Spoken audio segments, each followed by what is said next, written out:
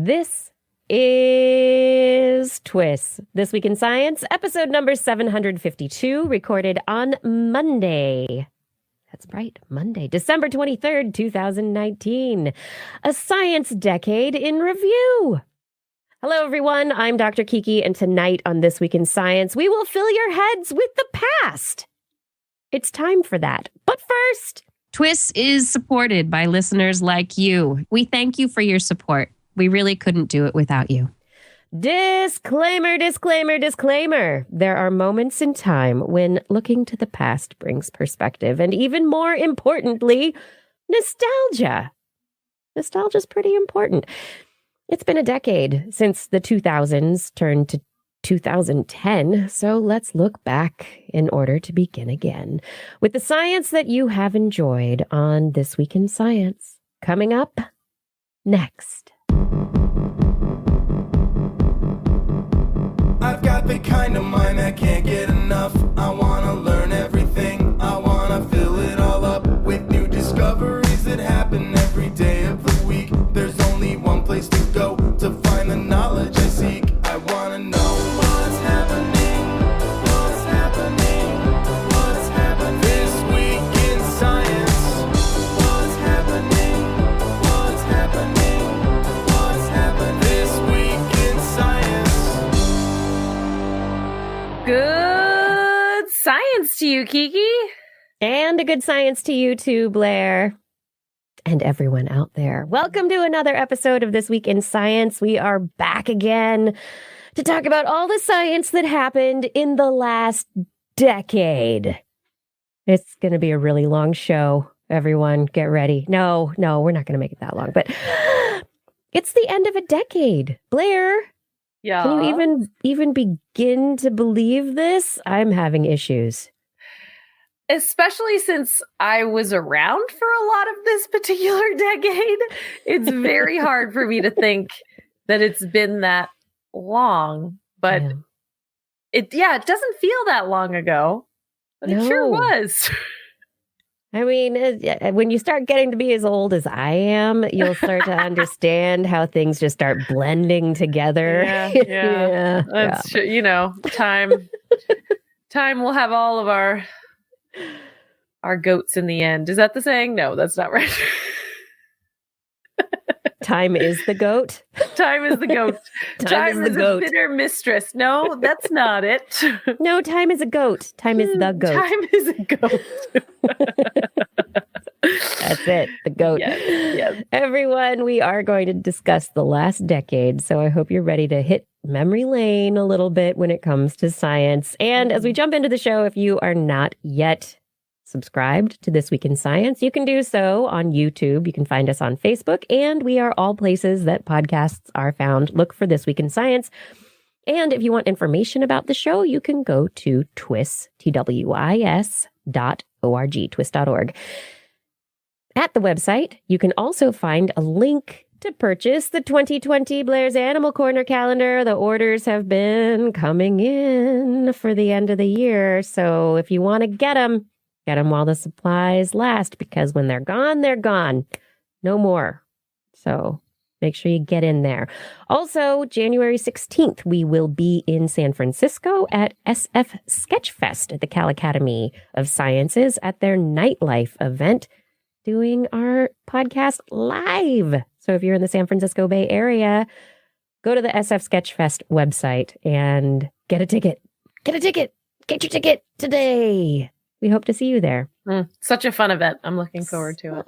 So fun. I'm really looking forward to it as well. Yeah. But this is looking forward when, in fact, it is the time to look back. Yes. True. It is the time to ponder the past. And let's take the time machine. I don't know why that was my time machine music, but that's my time machine music. Back to the year 2010. Ooh, 2010. 2010. What was going on in 2010? Right? You weren't even born yet. No, wait, that's not true. Yes, I'm a clone with advanced aging, so I'm actually only 8. That's right. Well, my son was not born yet. It was the beginning of a decade, and I had no idea I was going to become a mother. I was delving into the world of talking about science. And what did we learn about that year? Oh my goodness. So big stories from 2010. The Large Hadron Collider in 2010 was already going. It got itself going, and it started off with protons, just spinning protons around, and then switched to lead ions, which is when it really started being able to do the work that the LHC has become so famous for. Antimatter atoms were stored for the very first time in 2010, which makes future experiments that we talked about during the last decade in TWIS possible. So that was really huge. Oh my goodness, space, the Falcon 9 and Dragon capsule, that was the year that they launched. The first year that SpaceX tested, that they launched the Dragon capsule up in the air and down. Oh, look, it was successful. They weren't even rendezvousing with the International Space Station yet. 2010. It was pretty exciting. This was also the year in which NASA slammed a spacecraft into the surface of the moon, and that in doing that, it shot up a bunch of regolith, and that regolith contained a bunch of water ice. They had two craft, one that crashed into the moon on purpose, and the other one that was still orbiting around the moon taking pictures, and it was able to take really good spectroscopy and other images that clearly indicated that there's ice on the moon, water ice. Water ice. And so that was when we went, whoa, there's water on the ice. That was 2010. Wow. We started looking at our sun. The Solar Dynamics Observatory was in place in 2010, allowed us our first glimpse of what the surface of the sun really looks like from up close. We started, our first peak, Voyager, was getting up to the edge of the solar system. Voyager had not even crossed the edge of the solar system yet. We had started finding exoplanets already. The Kepler mission was working. So we knew there were exoplanets, but we found our first Earth-sized Goldilocks planet, a planet that is Earth-like in the sense that it could support biological life, organic life. Some pretty exciting stuff there. What were some other things that we started to do? We started looking at Saturn's moons. Cassini was taking really good pictures then. It was there taking really great pictures. Robots were awesome. So that was a big year for prostheses. Berkeley Bionics came out with its e-legs. Researchers were beginning to try and restore vision in the blind. Retinal implants became a thing. And we started getting robot skin that could feel, touch, sensory surfaces for robots. And then they found, what was it? There was it was a big year because of the Lancet paper. This was, I think, our number 11 on the top countdown from 2010.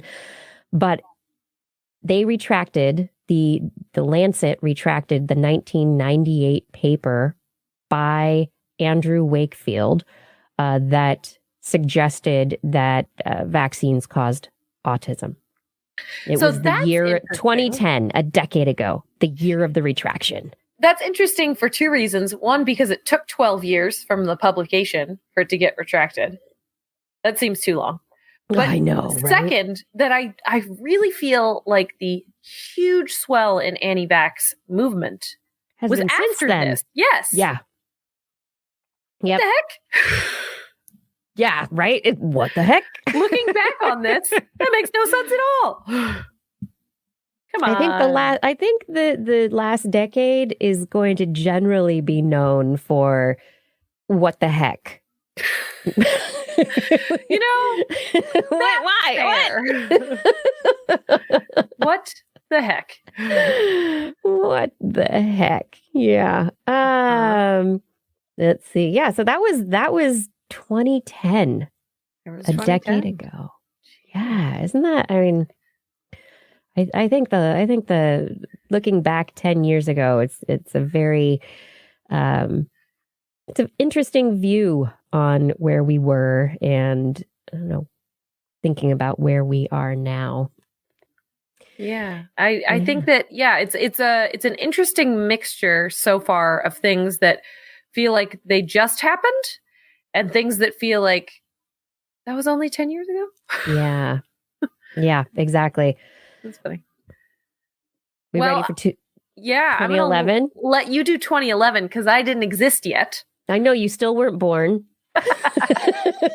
Neither was Kai. Yeah. I have I'm ready for 2020. You're ready for 2020. Kai's Happy ready. Christmas, Happy New Year. So this child who's eating pizza, grabbing a book, shouting behind me, he in 2011 was the year that Kai came into the world.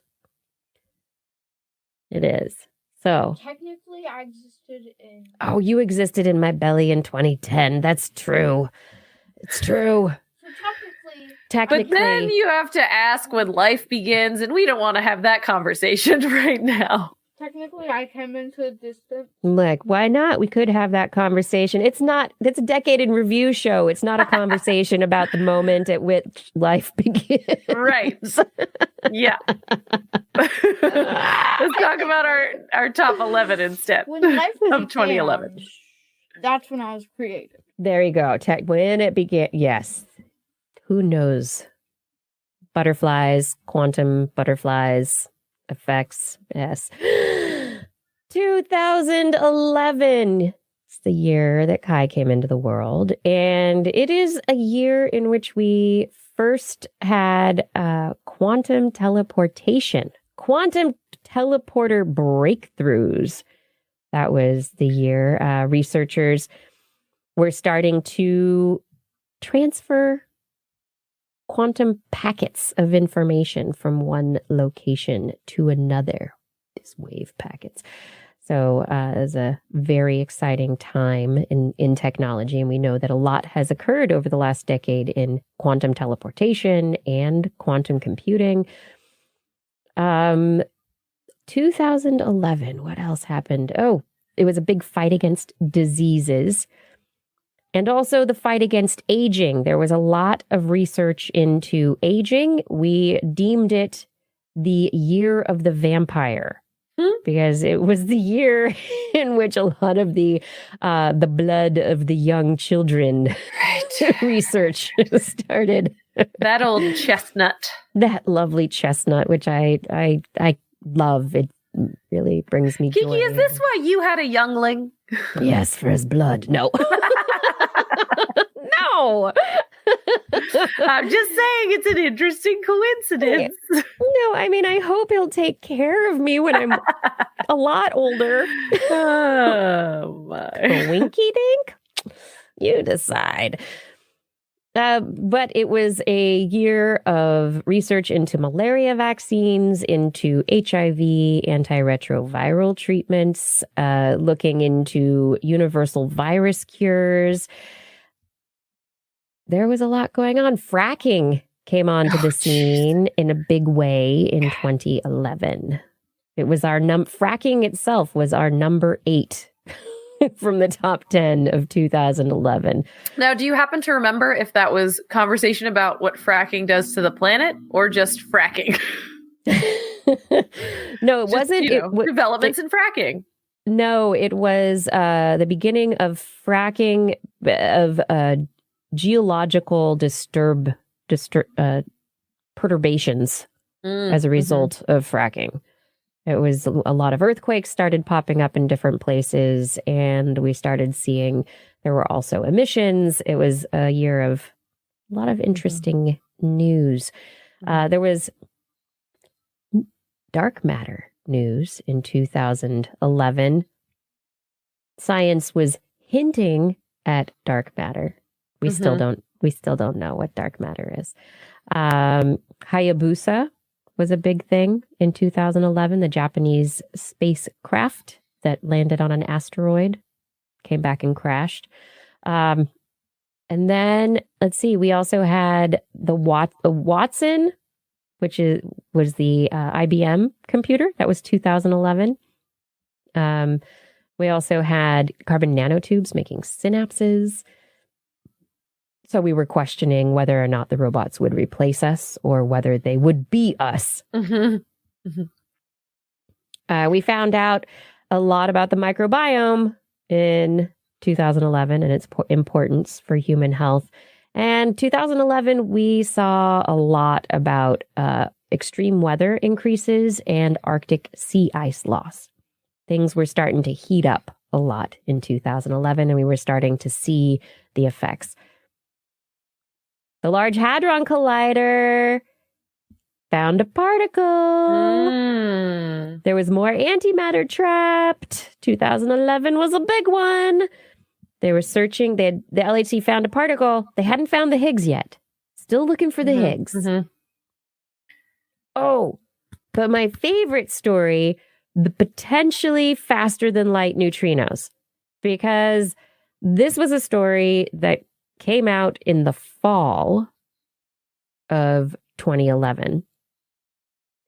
And the researchers were still trying to figure out what happened and whether their faster than light neutrinos were a real thing.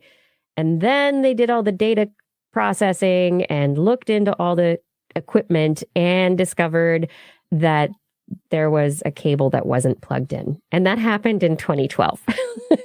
So the equipment was the issue, and they were getting incorrect measurements as a result. Yeah, but Here's it was very the problem with humans doing science. It was very exciting for a while to think that there were these faster than light particles that were. Oh my God. Oh, darn That it. is hilarious. Yeah. Yep. And then we Kepler started delivering big time. Lots of potentially habitable planets. We sent a craft to Mercury. The New Dawn mission was launched. There was a lot going on in planet science. And that was 2011. Yeah. Flying out in the chat room was saying, "Oh, I hope they found the Higgs." Shh, don't spoil it. Shh, don't spoil it for anyone out there. And 2012 is kind of this important year in TWIS history because that's the year that Blair joined us. It's true. It's true. Yeah, I started in January. I'm not sure exactly what episode, I forget, but in January 2012 is when I started. Just as an intern in the background. You just sit there and be quiet and take notes, Blair. I'll just find the links Justin's talking about. I'm glad somebody did that once upon a time. Yeah. Be like, this kind of, let me just type in some keywords. Ah, here it is. I got very good at Googling during that period of time, but we can make fun of Justin because he's not here, but of course we love him. Okay, so in 2012, what happened? let's see. We talked about simulation. There was a simulation, complete computer model of a living organism. It had 530 billion neurons and 100 trillion synapses on a supercomputer. I don't really remember that. Ooh, Red Deer Cave people. I remember they were very big in 2012. Lots of that. We found apes with spears, and we pushed back the age of life on Earth. Let's see, we also had a story about cloaking and transporters. They were able to cloak an object from view for 40 trillionths of a second, successfully cloaking a three-dimensional object in the microwave region of the electromagnetic spectrum. So, invisibility cloak. So that was cool. Not exactly, just, for 40 trillionths of a second. And visibility. we can all see how that has worked out for all of us Yeah, everyone's invisible all the time now. all the time. And Yeah. then we also had more news about quantum teleportation, transmitting photons. So more work on that. Ooh, number 8. I like this one. 3D printing goes mainstream. I love this. An artificial Yes. jaw was made using a 3D printer. They were able to 3D print microscopic structures out of individual molecules. They started 3D printing robots. There was the first 3D printer retail outlet, which seems insane yeah. to me that was only That was the MakerBot. in 2012. Yeah, Yeah. and now you can get a In 3D New York printer City. so easily. Yep. A novel hybrid printer for creating implantable cartilage, and a 3D printer capable of manufacturing tools from lunar regolith. It's regolith. It's the surface of the moon. Oh, I don't recall that word. Regolith. But yes, The surface anyway, of the moon. so that means you could 3D print while you're on the moon. Mhm. That's great. 3D printing became a pretty important thing in the 2010s, and I imagine it's going to be huge very soon, considering you can get a 3D printer now for just a few $100s. But I mean, granted, it makes small things and takes a long time, but 3D printers are out there enough that I feel like things are going to get pushed kind of quicker through that system.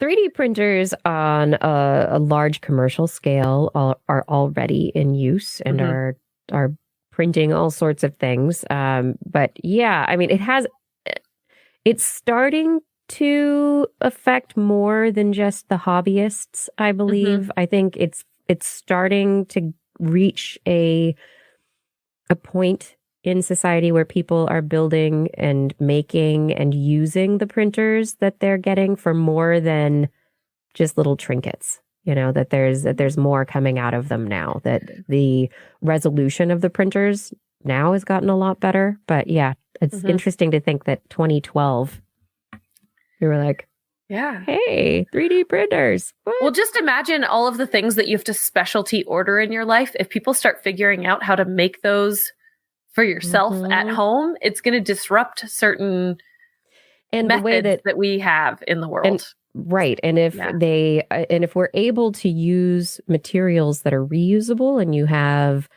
materials that go in to create something, and then you're done using it and you can recycle the materials to make something else that you need, you have a nice system. Gosh, just imagine if something cool. broke and you could just plop it into your 3D printer and make it again. Right. Oh, that'd be so cool. Anyway, but we're talking about what happened in the past. That's the past. We want the future still. Okay. So also, robotic arm was controlled by a paralyzed patient in the United Kingdom. Love that. There was a prototype of a bionic eye. There was work decoding thoughts in a human brain. So lots of brain stuff happening in 2012, trying to figure out what's going on in your brain just by looking at the synapses. And then, synthetic DNA compounds. Ooh, yes. Synthetic DNA began. They sequenced the genome of an 18-week-old human fetus in the womb by taking blood samples from the mother. That's big. Yeah, absolutely. And also there was, stem cells, lots and lots about stem cells. They had monkeys grown from cells taken from different embryos, eggs from stem cells, the repair of the myelin sheath, damaging and aging mice via stem cells occurred in 2012. Oh, I love that. Oh, young blood into mice. It's also into more vampires. So the 2010s, it was the what's up with that and vampires decade. Yes, absolutely. Of course, we talked about global warming. That's, just sea levels rising. It's getting hotter. Moving on. Number 2 was all about space. Again, we found exoplanets. So many exoplanets. There were new stars discovered. Voyager 1 entered interstellar space. The first human-made object to leave the solar system. It was 2012 that Voyager 1 Yes. crossed the boundary. Yeah. It was the Messenger first. probe discovered water and ice on Mercury. Mm-hmm. And Curiosity successfully landed on Mars. That was a big year. Oh, that was a big one for me. I was up to watch the landing, even though I couldn't watch the landing. Yeah. There's no camera on Mars, but I was so excited. I was the 7 minutes of terror. Do you remember? Yes. They talked about the Curiosity landing. That was so huge for me. I was don't so crash, excited don't crash, about it. don't crash. And then, this was huge too. This also happened in 2012. My goodness. The detection of part of the invisible dark matter scaffolding of the universe. Yes.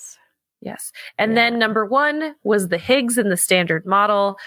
Data suggests that the elusive hypothesized Higgs boson might have been detected. So it hadn't been yet. No, there is indirect evidence supporting the existence of the Higgs. So we almost found the Higgs. So 2012, we almost found the Higgs. Yeah.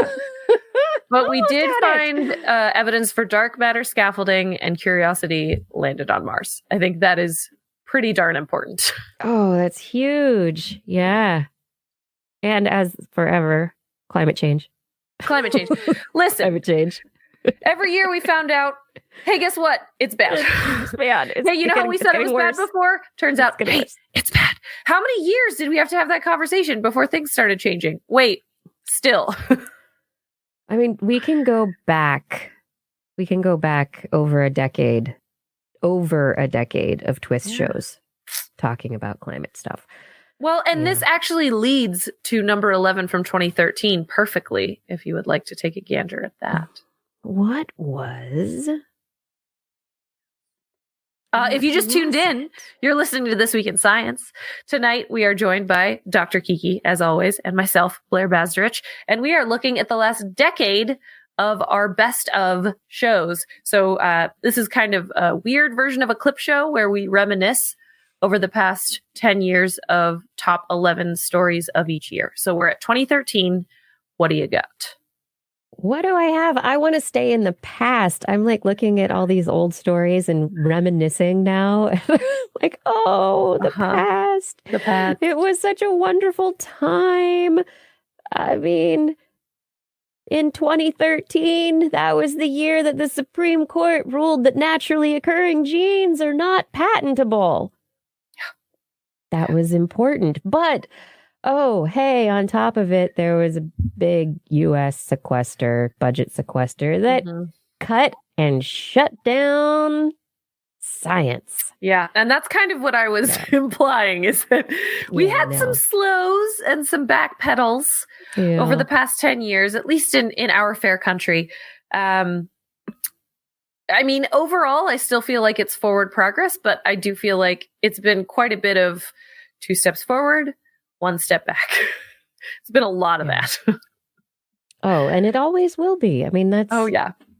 The pendulum swings. It's when there's progress is not an easy gains to ignoring what's happening. And there are long-term gains to addressing it.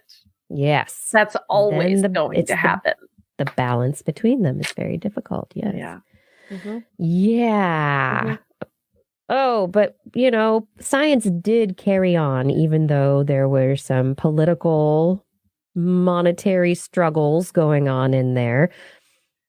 Microbes were huge in 2013. Well, they were tiny, but they were important. They were important, yes.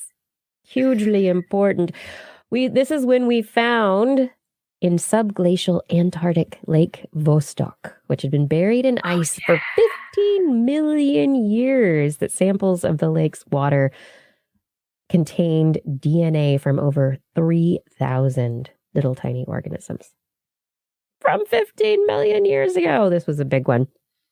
We were also able to sequence the genomes of a couple hundred microbe species Researchers were looking into relationships between microbes and the gut. They were able to make chubby mice skinnier by switching microbes between skinny mice and chubby mice. The gut transplants. So since you brought it up, I also want to take a brief second to acknowledge genomic sequencing and how different it is from 10 years ago. Oh my goodness, we have come leaps and bounds over. Yeah. So scientists sequencing 201 microbe species in 2013 is huge, but now I feel like you could do that in a couple days. Yeah. We're doing that every couple of days. Yes. Yeah. Yeah. It's definitely a different ball game for that. Completely different ball game. Researchers discovered that microbes unfrozen after 750,000 years, they still lived. They died basically because their bodily functions had ceased. Active DNA repair continued to keep things from falling apart. So they were able to survive. They unfroze them, and the microbes that were almost 1 million years old lived. And that was the year that we discovered that our bodies are mostly microbes. Yes, which now seems like just common sense. It does. Like, oh, I've known that haven't we known that forever? That's yes. Apparently 7 years.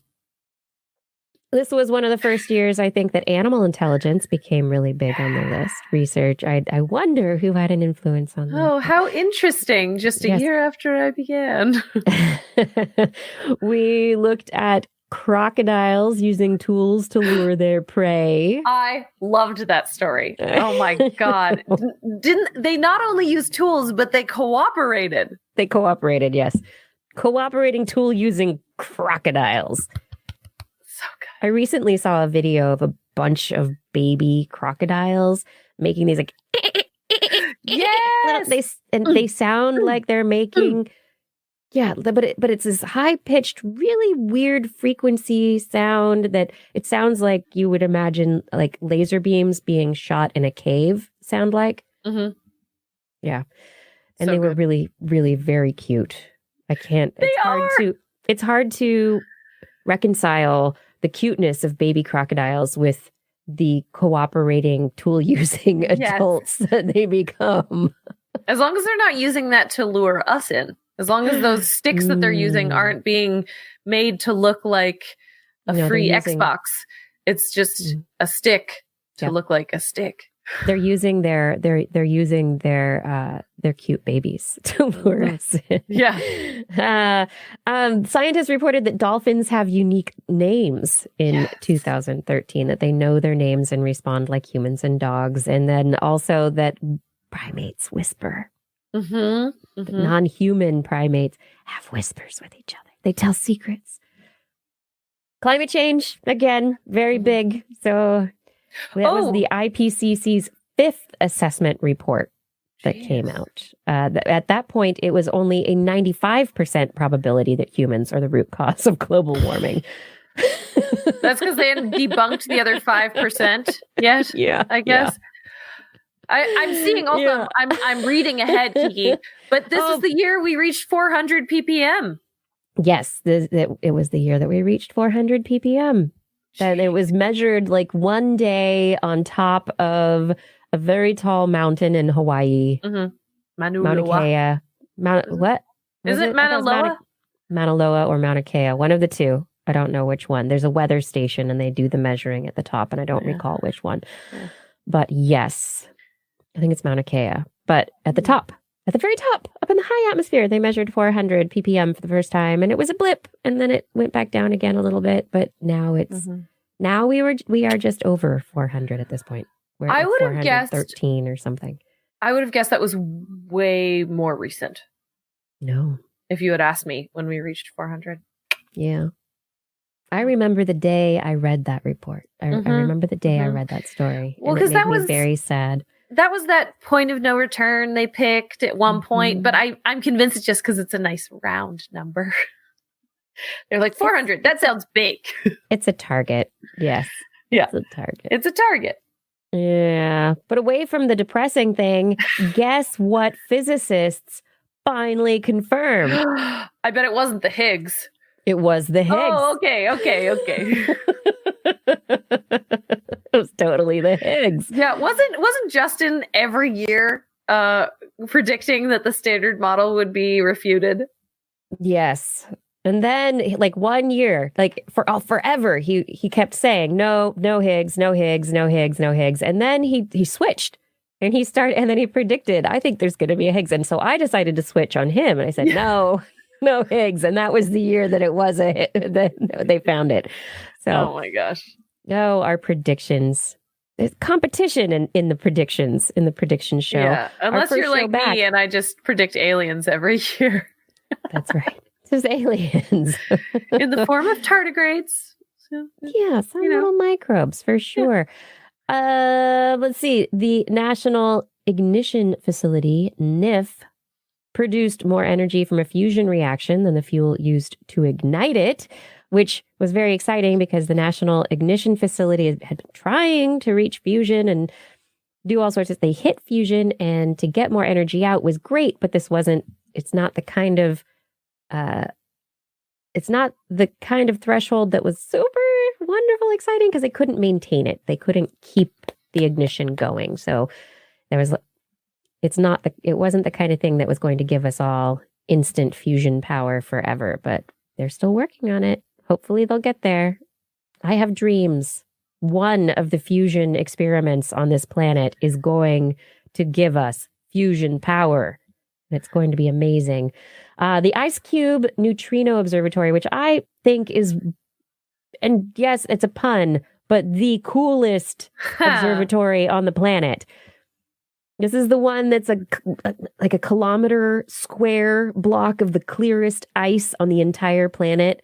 And they dug these pits into it and they put the detector array in this ice. And so they use the ice to keep everything cold, and it's part of their detector array. And they have been looking for neutrinos. 2013, they found neutrinos from outside the solar system, not just from nuclear reactions and other stuff happening here on our planet. It was very exciting. I was very excited about that one. Thrilled. Epigenetics were a huge thing. We also saw toxoplasmosis, that you could get it with or without a cat. Right. That Otters. oocysts, had been found in otters because they were swimming in the water, which means that toxo might be in the water supply. Woohoo! It was the year of discovering that we don't really have control over a lot of things that we think we do. Your brain makes decisions before you have consciously made it. So this is a year that scientists really started finding that the unconscious brain activity, measuring that, they could predict what was going to happen before the person was even aware that they were going to make the choice that they were going to make. There's brain activity in there. Yeah. Also, yes, another fight against aging year. It was a big year of extending the lives of worms. That's exciting. And mice. Worms and mice, they lived longer in 2013. Woohoo! Big year for space. Meteors, comets, exoplanets, new space was big. We had Deep Space Industries announcing plans to mine asteroids for precious metals starting in 2015. My silence is just putting a point that didn't on that happen. one. No, it hasn't happened. No, nobody's mining asteroids yet. Didn't. But it's, that's what they said they were going to do. When you're a startup, you have to go big or go home. Mm-hmm. Sounds like they went home. Orbital Sciences had the maiden flight of its Antares rocket, launched and docked the first Cygnus spacecraft with the International Space Station. China's Chang'e 3 rover Jade Rabbit landed successfully on the moon. We also had a lot of Earth-like exoplanets, water in the atmospheres of many of those exoplanets. Mm-hmm.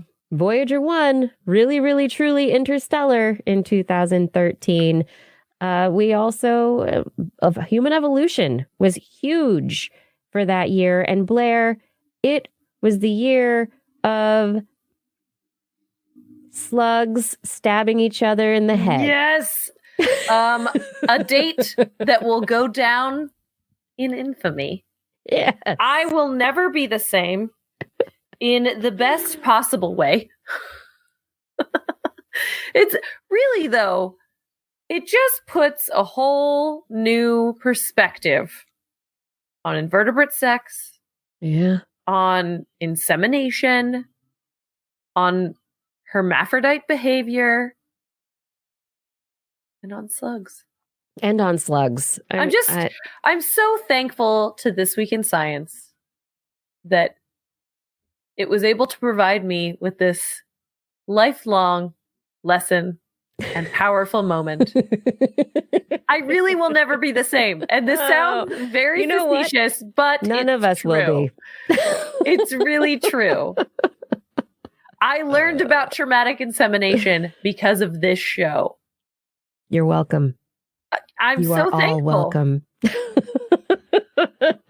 Fascinating. I'm fascinating. Oh, hey, also a 14-hour sex spree for suicidal marsupials. Oh, yeah, those. Yeah. Mm-hmm. They just had sex until their body fell apart. Uh-huh. Yeah. As you do. That's an interesting strategy. Mm-hmm. Mm-hmm. It is. It is.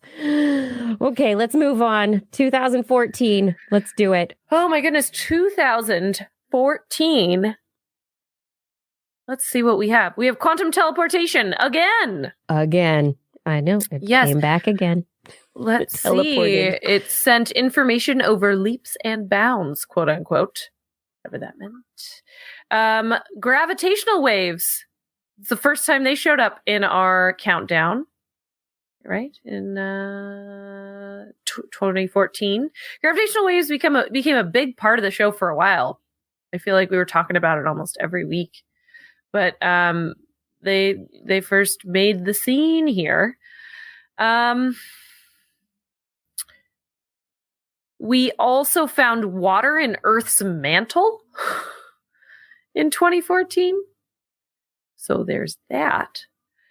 Engravings on a 430,000-year-old shell suggest that Homo was a lot more complicated than we thought. Oh, yeah. And then there's a whole bunch of gene therapy. There's gene therapy restoring sight. There is gene modification in monkey embryos. And there is gene modification in adult mice with liver disorders. That's interesting. It's really interesting because there wasn't a lot of that in years prior. Even though there were stories, there were the odd stories, but it wasn't. I think, it's interesting to see that 2014 was a year that the gene therapy really started to take hold. Mm-hmm, absolutely. Mm-hmm. And then we had some animal stuff again this year. This is the year we found out not only that crocodilians use tools and cooperate, but they also climb trees. This was also the emergence of a story that I've actually referenced many times on the show, and I think about all the time. It was a social experiment with rats where they would save the type of rat that they were raised around, not necessarily the type of rat that they were. So if you took a white rat and you raised them with a bunch of black rats, they saw a black rat in trouble and a white rat in trouble, they would save the black rats. So this was a very interesting kind of reflection on how social relationships have such a grand impact on animals of all types. And fish can remember where they fed 12 days ago. So fish have a lot longer memory than we thought. Let's see. We also had space launches, or Orion launched, Antares exploded. Yeah, and there was that was bad. there was a Spaceship Two accident as well. Mm-hmm. So those successes and losses. Yes. Ebola exploded onto the scene in 2014, and we got an Ebola vaccine in 2014. which that also feels so far in the rear view for me. I think about Ebola vaccines and how there are these larger conversations about how to make them more widely available, as though it's something that we've had around for a long time and we just haven't had the means to get it to people, but it's still pretty new.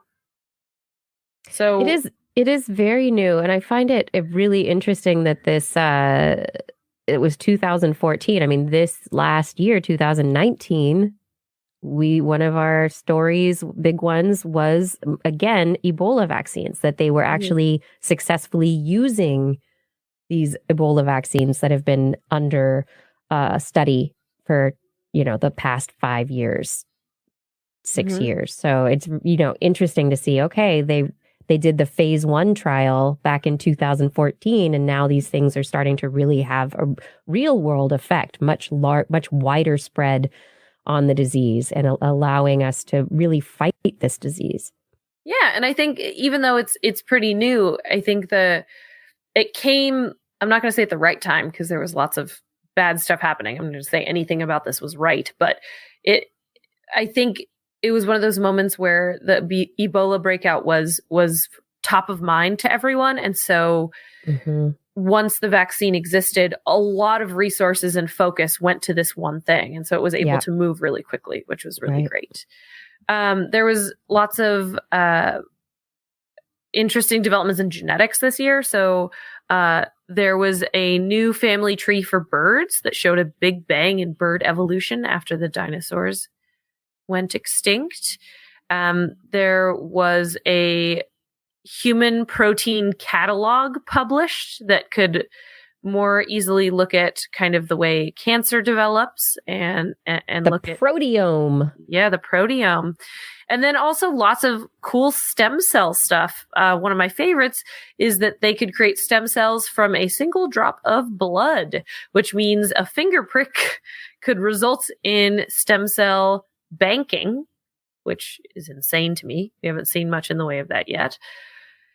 And then, stem cells were also used to create an operating organ and a fish embryo.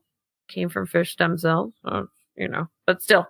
And then, human skin cells reprogrammed directly into brain cells that integrated into the brain successfully. Yeah, I feel like we talk about this a lot too. We talk about just grab some skin and go for it. We're in a very interesting age with stem cells because for so long, the entire conversation just turned into a conversation of, but how do you get them though? Like, is it from babies? Like, that's no good. So now you can just take a skin scraping and you're good to go. It's pretty awesome. Yeah. Let's see. Stem cells are big. There was lots of space exploration in 2014. Cassini turned 10. It detected water on Enceladus.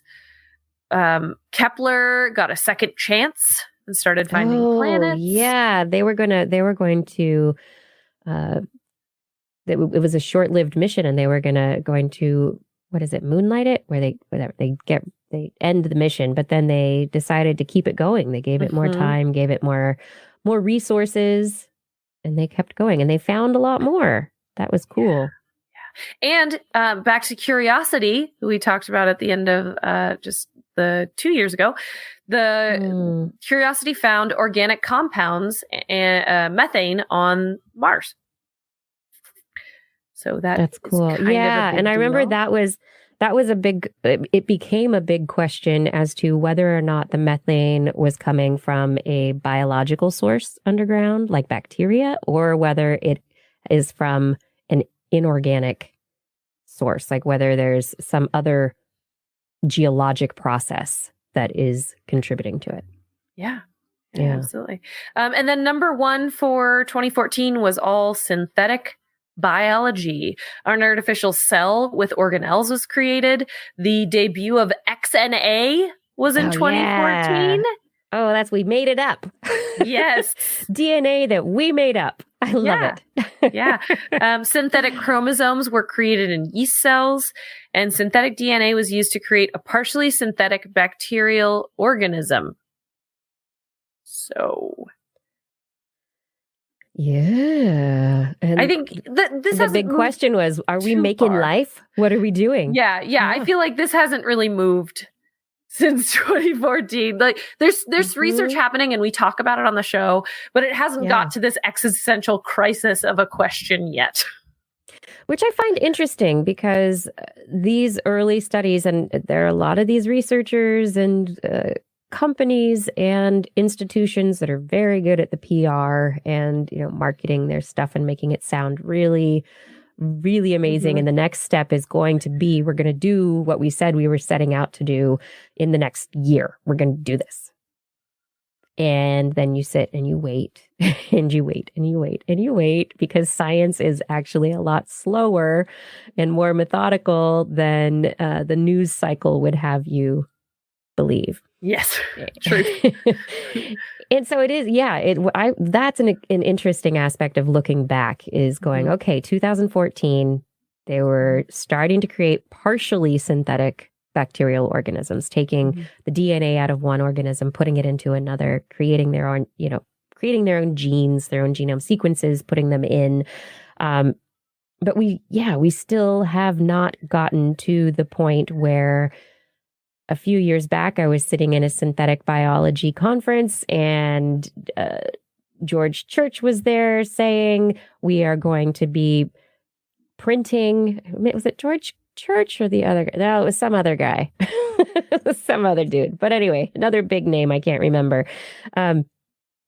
was saying we are going to be having DNA printers on the moon, on the International Space Station, and we'll be printing the DNA that we need for the organisms that we want to create to carry out functions for us. And he was saying it's just going to happen in like a year or two.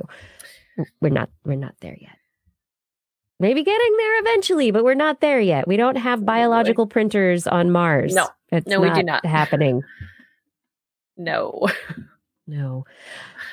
I think sometimes being in the middle of the churn of science, it feels like it's happening and things are changing so quickly.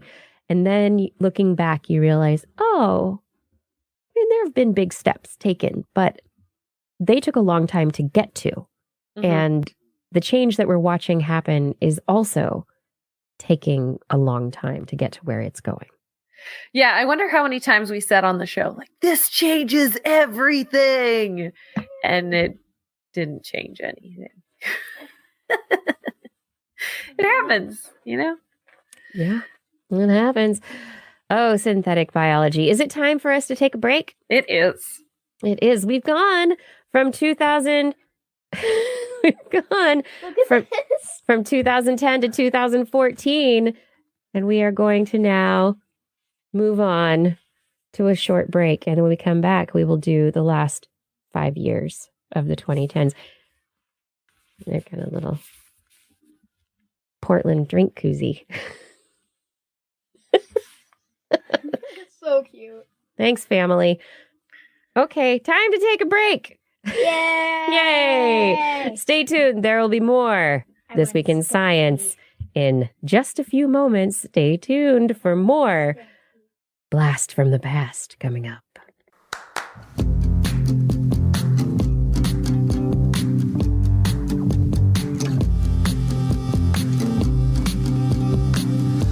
Can't explain things you've heard more than. Thank you for joining us tonight on This Week in Science for this blast to the past of science. It's been a lot of fun so far, and I know that the last half of the show is going to be a lot of fun as well. The last decade, I'm looking back and going, wow. So many of you have been with us for the last decade. Some of you joined us more recently. Some of you have been with us for the last week. It doesn't matter. Welcome to the family. Thank you for being a part of our science family. We really, really could not do this show without you. I mean, why would we do it? I mean, I do love talking about the science, but that would be talking to nobody if you weren't there. And also, you support this show and you help this show really happen. Your donations through Patreon, through PayPal, the purchases of the calendar, the things that you do, the ways that you help, all the little ways. You make this show possible. And I love seeing all of you in the chat room, being able to say hello when you're in the chat and talking with us. And when you send emails and, all the fun out there. So on this Decade in Review show, I just really want to say thank you for being a part of my life and for making TWIS possible. Couldn't do it without you. Thank you for your support.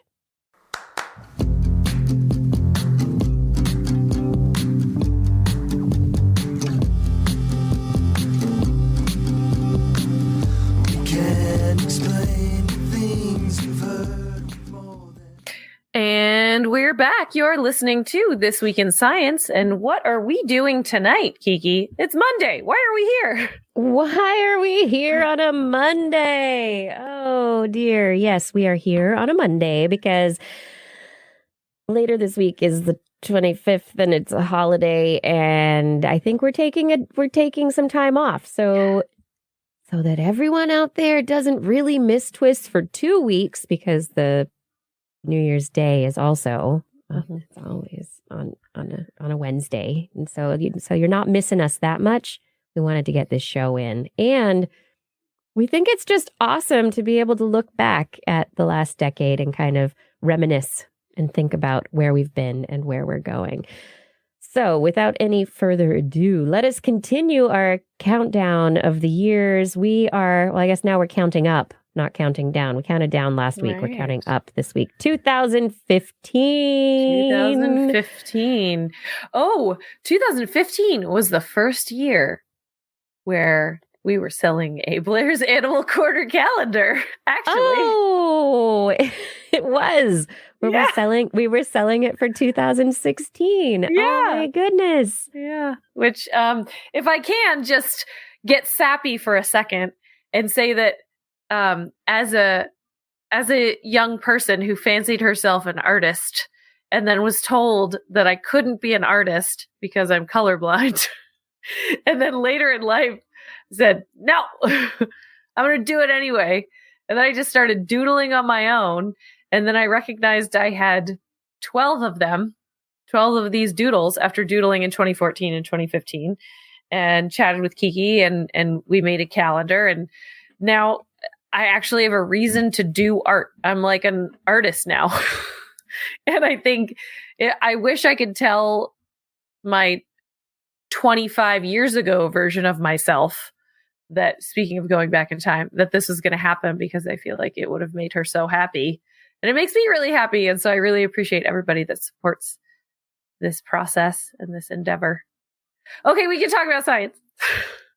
All right, let's talk about 2015. I am thrilled to go back to 2015. We went to New York City in 2016.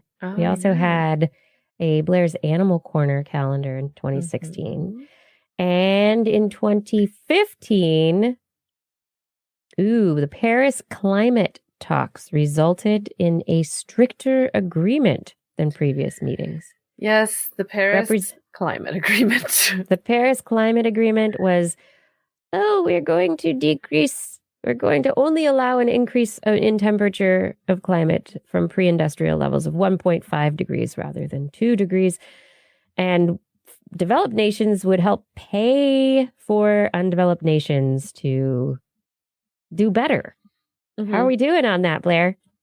Well, some groups are doing really well on that, but some nations, like the United States, have pulled out of the Paris Agreement. However, silver lining, certain states and certain cities are staying in.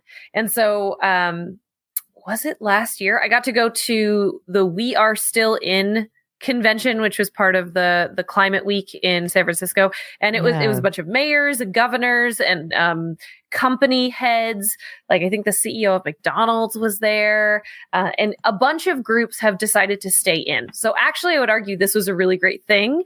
It set a real goal that wasn't just like, hey, will you sign this thing that says that we care about this? It actually had specific actions tied to it.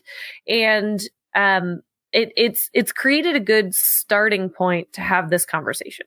And even if as a nation we are not participating at this point, there are other groups that are. For example, my own state of California is currently participating in the Paris Agreement. So that's good. Yeah. It's great. Yeah. Yeah. We can do it different ways. And we've talked about that before on the show. Mm-hmm. It's true. Yeah. So I But- think this is actually a pivotal moment, the climate agreement in Paris. Mhm. Yeah. Paris was pivotal. It was a big year, 2015. And then it was also the hottest year on record at that time. Not the according to last time NOAA. that occurred. No. 2015, though, that was the year that everyone went, oh, it's hot. What? But then beyond the climate issues, we had some really exciting scientific news for human health and possible cures for things. Again, an AIDS monkey vaccine. Like this year, we started talking about HIV vaccines. It was a vaccine that worked really well for simian immunodeficiency virus in monkeys. There was a possible H5N1 cure, single dose Ebola vaccine. We still don't have it, but researchers were really starting to work on the universal flu vaccine, really starting to try and get everything into one shot to help people be able to fight the flu better. And another one that I don't know how how well it has made it into current day, but at the time it was an idea of it was prototyped to be able to freeze dry vaccines. I loved this story. Yeah. Yeah. The possibility of being able to just, if you have water on hand, be able to rehydrate a vaccine and have it available. And if it's dehydrated or freeze dried, its shelf life would be astronomical for a very long time. Yeah. We started making ribosomes. Synthetic biology was big. We created synthetic ribosomes. These are the organelles responsible for assembling RNA into proteins. And so it's another part of the puzzle of creating our own organisms. Can we do it? Prosthetics were huge, really big.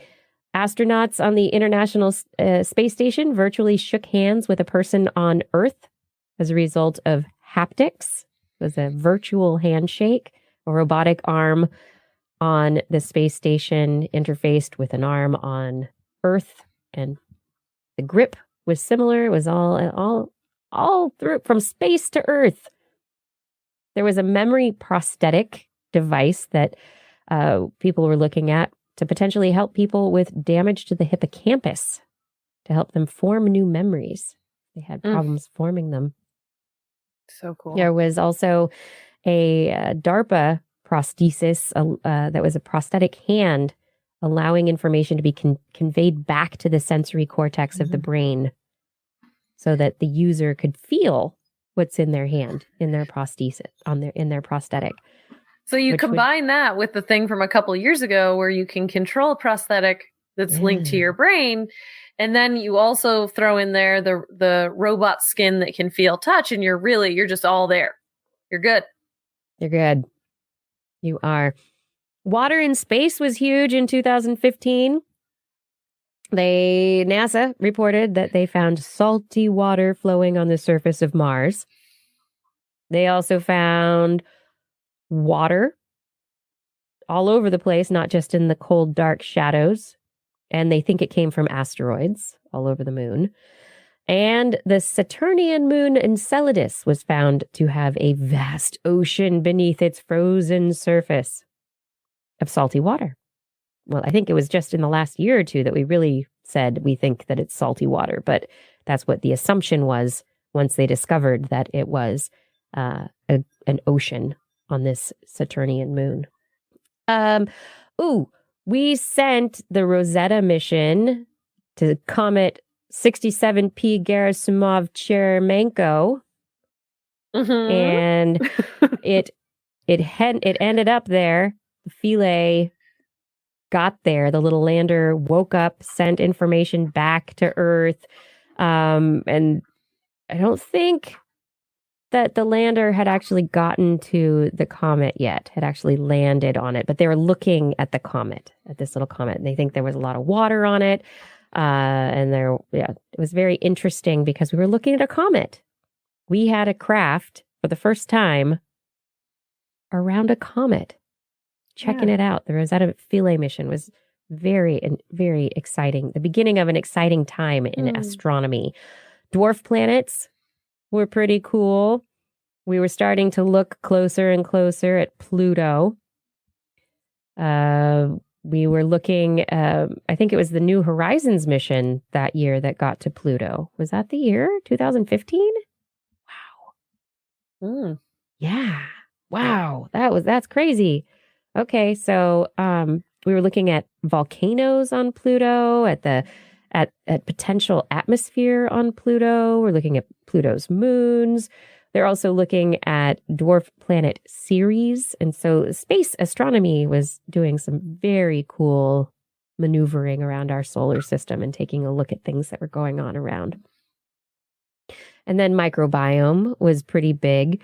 We found out there were lots of viruses on and in babies that we didn't realize before. We always knew the microbiome. We figured bacteria, but also viruses. And they think that possibly a lot of those viruses are phages that attack bacteria.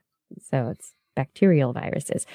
Antibacterial substances given to babies. That was a year that we started seeing information about negative health effects lasting into adulthood from antibiotics and antibacterials during babyhood and childhood. I love this story, the personal microbe space, that we all have a microbial cloud that surrounds us. I just imagine that, and I still do, the idea of Pigpen, that there's this cloud of microbes surrounding me, and I can move my arm and waft them around in different directions. If you really want to gross yourself out, think about the fact that that's probably the majority of your personal scent, good or bad. If you're like, that's what my significant other smells like, for example. Microbes. It's their microbes. Yes, it is. Oi. What did we figure out? Oh, this was a cool year. They swapped the diets of 20 African Americans and 20 rural Africans and found out that cancer risk profiles switched as well. And it looked as though this was pretty good evidence for a diet high in fiber and low in fat and protein being better for the gut. Fiber, good. Fiber, it's good. And human ancestry, it was a big year to find out that Australopithecus 3.8 million years ago may have been using tools. That it wasn't just Homo sapiens who had the tools, and that tool use may have got its start a long, long time ago. Which was very, very fascinating. And this was 2015. This is the year of the cave, when the cave was discovered in Africa, where really hard to reach, and it's just a cave of bones that they had to find very small archaeologists to climb into. To go study the bones, because it was such a small entryway to get in. There were very specific requirements for the individuals who got to work on this particular this study, but they discovered this amazing cave that suggested there is a new hominid species that we still don't know who it is. Researchers are still trying to figure that one out. Oh my. Cave of bones. Cave of bones. 2015 was a year of CRISPR. Number one story of 2015, CRISPR, where Chinese scientists were beginning to try and use the CRISPR-Cas9 system to edit pre-implantation stage human embryonic cells. And we're looking at the possibility of being able to edit the human genome. We still were having the conversation about what CRISPR was going to be used for and how it was going to be used had not really come full circle yet.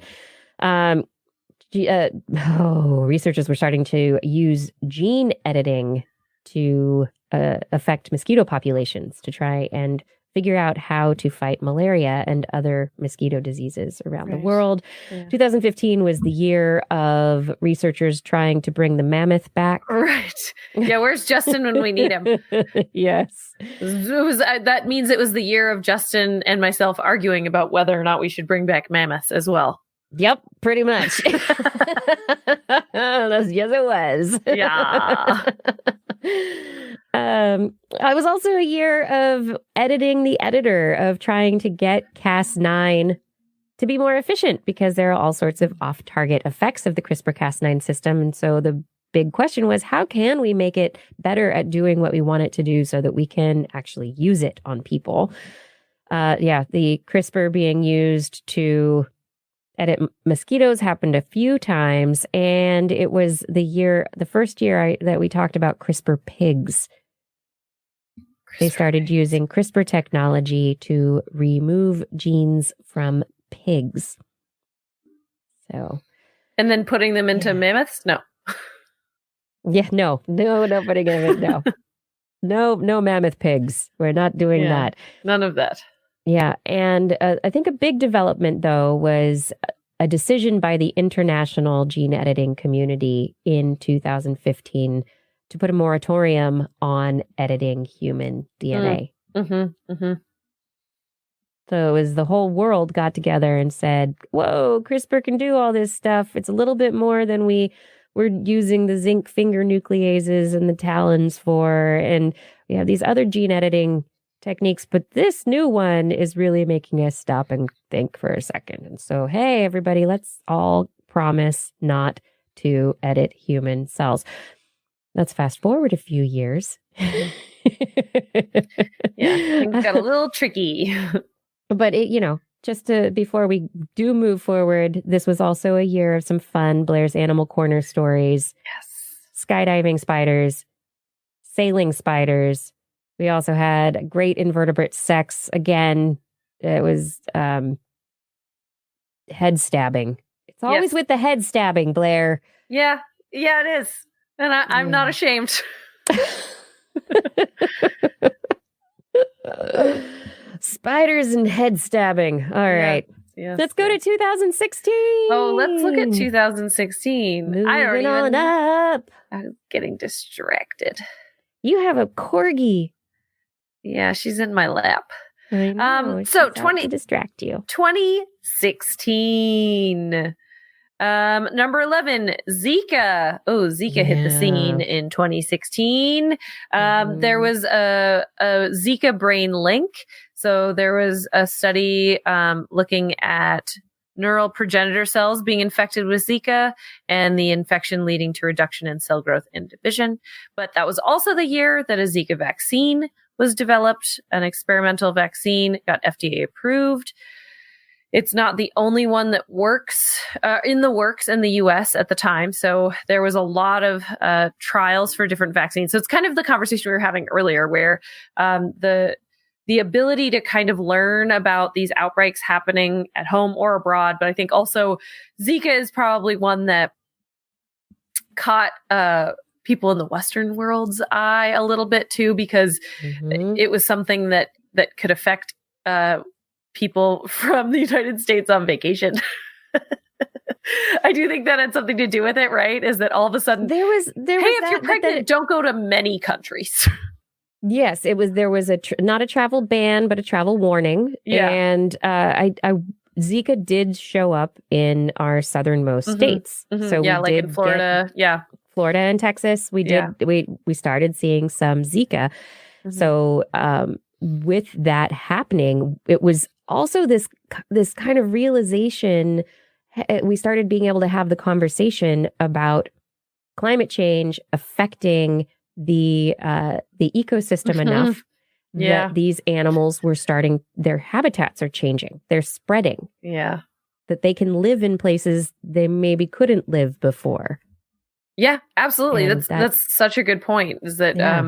it's another reminder that climate change is a human health issue as well as everything else. But number 10 was all about space. Let's see. Kepler Space Telescope detected the shock breakout of a supernova. So this is the first time that we saw the instant of ignition for a massive stellar explosion. Let's see. Also, the Cassini mission explored Saturn's moon Titan, and a new paper came out that year looking at its oceans. It Right. contained a lot of methane. It had a soft bottom and was surrounded by wetlands. Yeah. It was also the year of Juno news. So, Juno went into orbit around Jupiter. Yeah, that was the year we had James Donahue on as a guest, and he's a researcher who worked on the Juno mission, and he talked with us about it, which was cool. And then let's see, and Juno started sending back images in 2016. Cassini found evidence that there were liquid hydrocarbons in a canyon system on Saturn's moon Titan.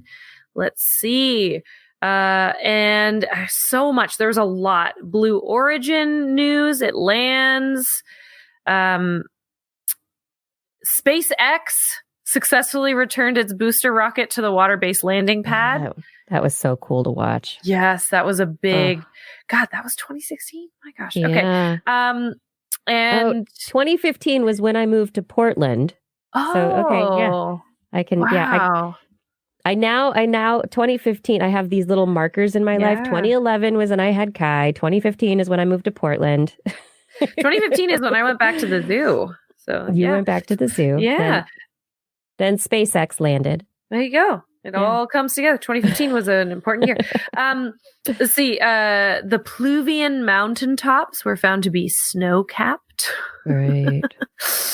And there were frozen lakes on Pluto as well. Looking at number 9 was intelligence. Oh, slime molds. Slime mold intelligence was 2016. And so they found that they could make strategic, logical decisions and kind of work in concert in these large congregations. They found that also apes can predict that expectations can be different than reality, which is very high concept. Cuttlefish can count. Monkeys make tools. There was generosity found in magpies, and slime molds also crowdsourced memory. So this was a pretty important year for non-human intelligence. Yeah. Or for us actually going, hey, look at how much other organisms know how to do. What? Mm-hmm. Yeah, maybe we're not as intelligent as we thought. Also, number 8 was AI and robots. This was the robot that beat someone at Go, so AlphaGo, created by Google DeepMind. That was in 2016. Oh, wow. Okay. Yeah.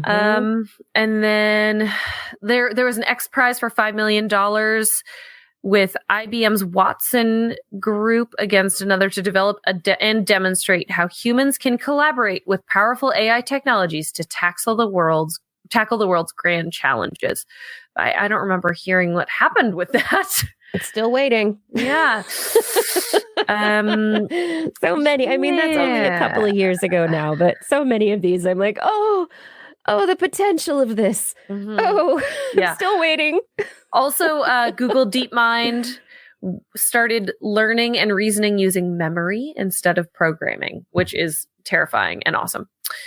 Terrifyingly awesome. Human evolution. There was updates on our understanding of human migration.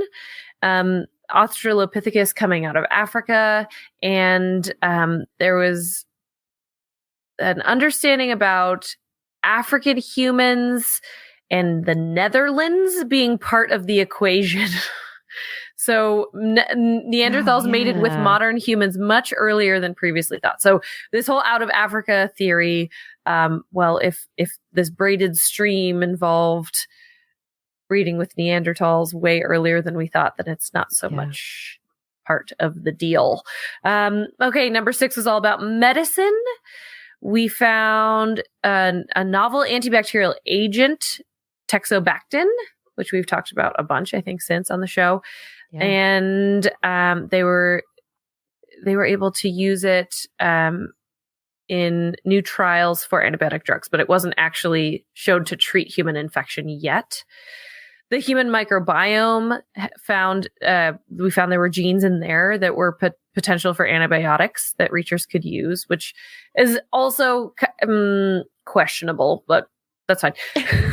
I'm sure I raised those concerns earlier.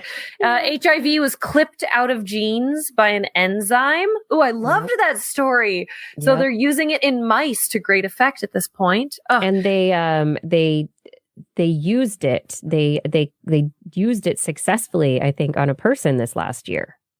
So yeah, you're right. You're moved on to human trials. Mm-hmm. You're totally right about that. So that's something that has moved quite a bit since. Yes.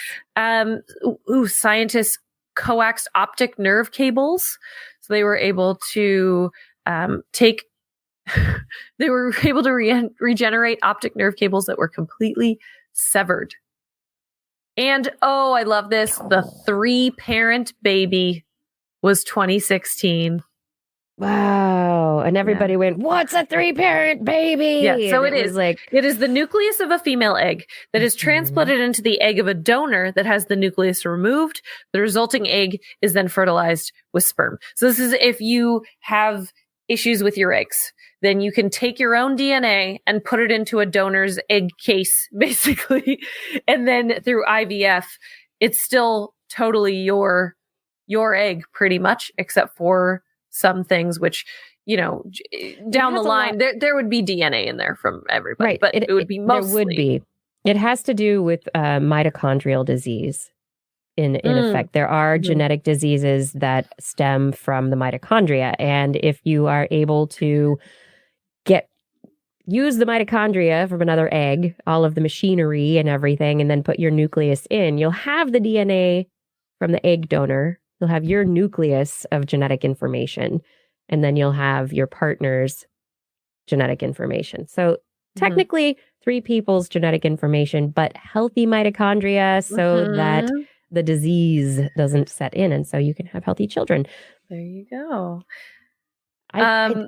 This was one of the stories that came through where I had this complete just double take of how I think of the world compared to maybe how other people think of the world, because I really never considered it a controversial or questionable thing. I was like, this sounds amazing. Yeah.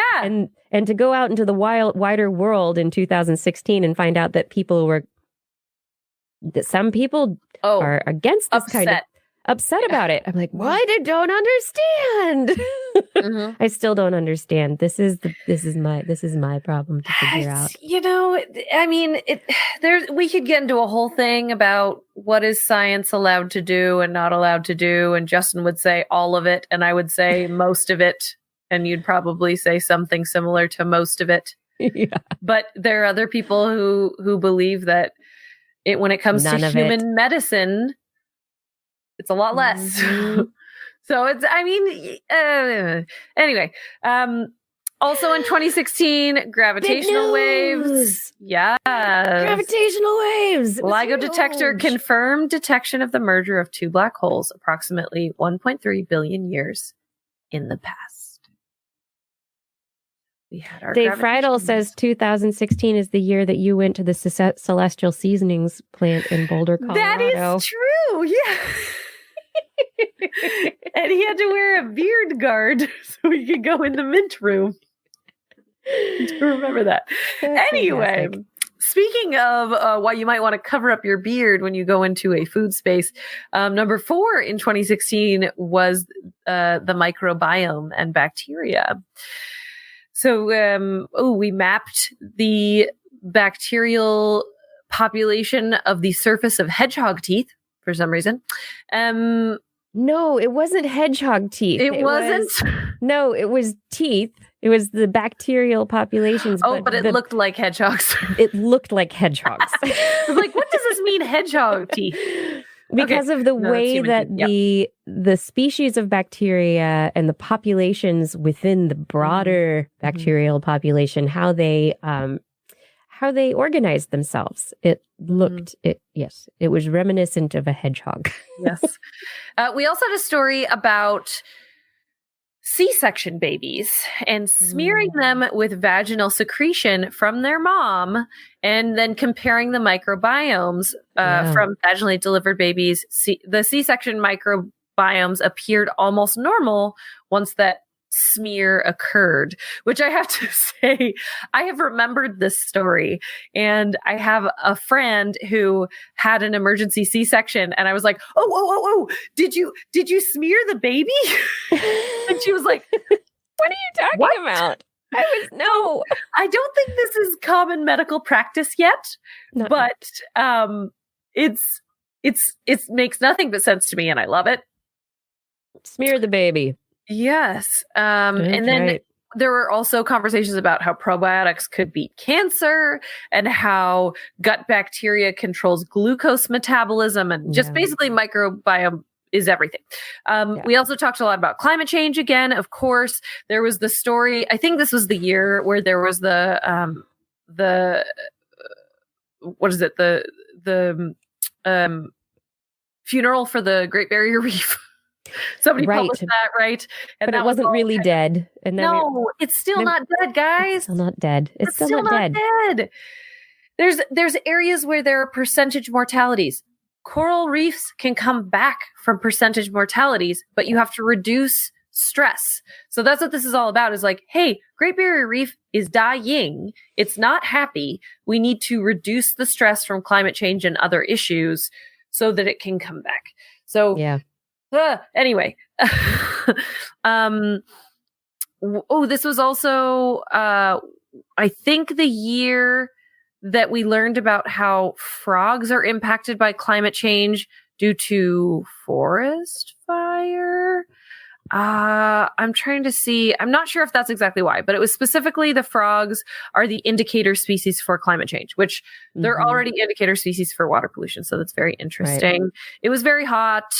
There was Antarctic retreat, all that good stuff. Northwest Passage cleared. Number 2 was all about, we're back to policy and where science and politics collide. The U.S. Senate ratified a reform bill that changes the decades-old and out-of-date Toxic Substances Control Act, aiming to bring more science into the regulation of new chemicals. So that's really good. The FDA banned 19 specific substances, giving manufacturers a year to phase them out. So that helps reduce our pollution on natural environments. And new rules from the marketing of homeopathic products were released by the FTC. Yeah, that was cool. Yeah. That was great. Yes. Absolutely. And then number 1, once again, was CRISPR. Once again. Yes. Scientists use CRISPR-Cas9 to repair retinal stem cells. Love that. CRISPR have confirmed a form that cleaves single-strand RNA, which I feel like we talk about all the time now. Yep. That is a big, it's promising because that's one of the potential treatments for people. They think that if they can edit RNA, it may not influence, because of the way it works, it may not influence the immune response as much as the DNA. I think that's one of the things, because of the way that that the treatment would work. Yeah.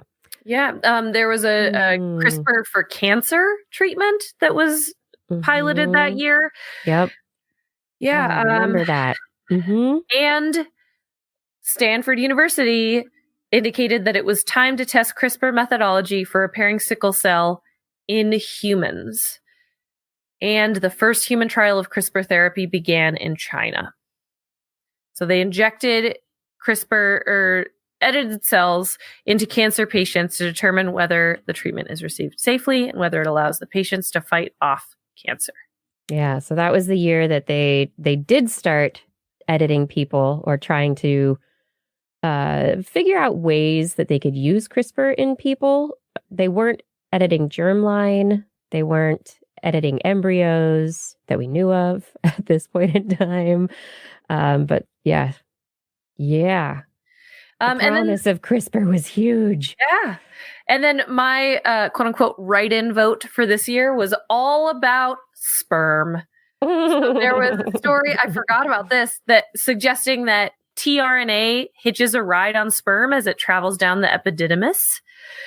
Another one looked at seminal fluid from one male had an effect on offspring, even if he wasn't the actual father. So it's not just the sperms, it's the actual fluid it's hanging out in. There were female beetles that would have sex so that they could use seminal fluid because they lived in the desert as a liquid source. And sperm of particular genders followed particular chemical trails in a test where you could potentially pick the gender of your next baby by separating out the chemical trails of sperm. So through a centrifuge or some sort of osmosis layer or something, you could potentially split out male and female sperm. But I haven't heard anything about that. So Not since, yeah. No. But otherwise, yeah, it was a good year for sperm. 2016 is a great year for sperm. Great year for sperm. Now, 2017, I'm going to jump ahead. No. 2017. Oh, that was an interesting one. 2017. Politics and science became It got difficult. tense. It got tense in 2017. Let me tell you, things started to not seem Something like changed. friends. Yes. In 2017. Something changed. Yes. Well, we'll leave it at that.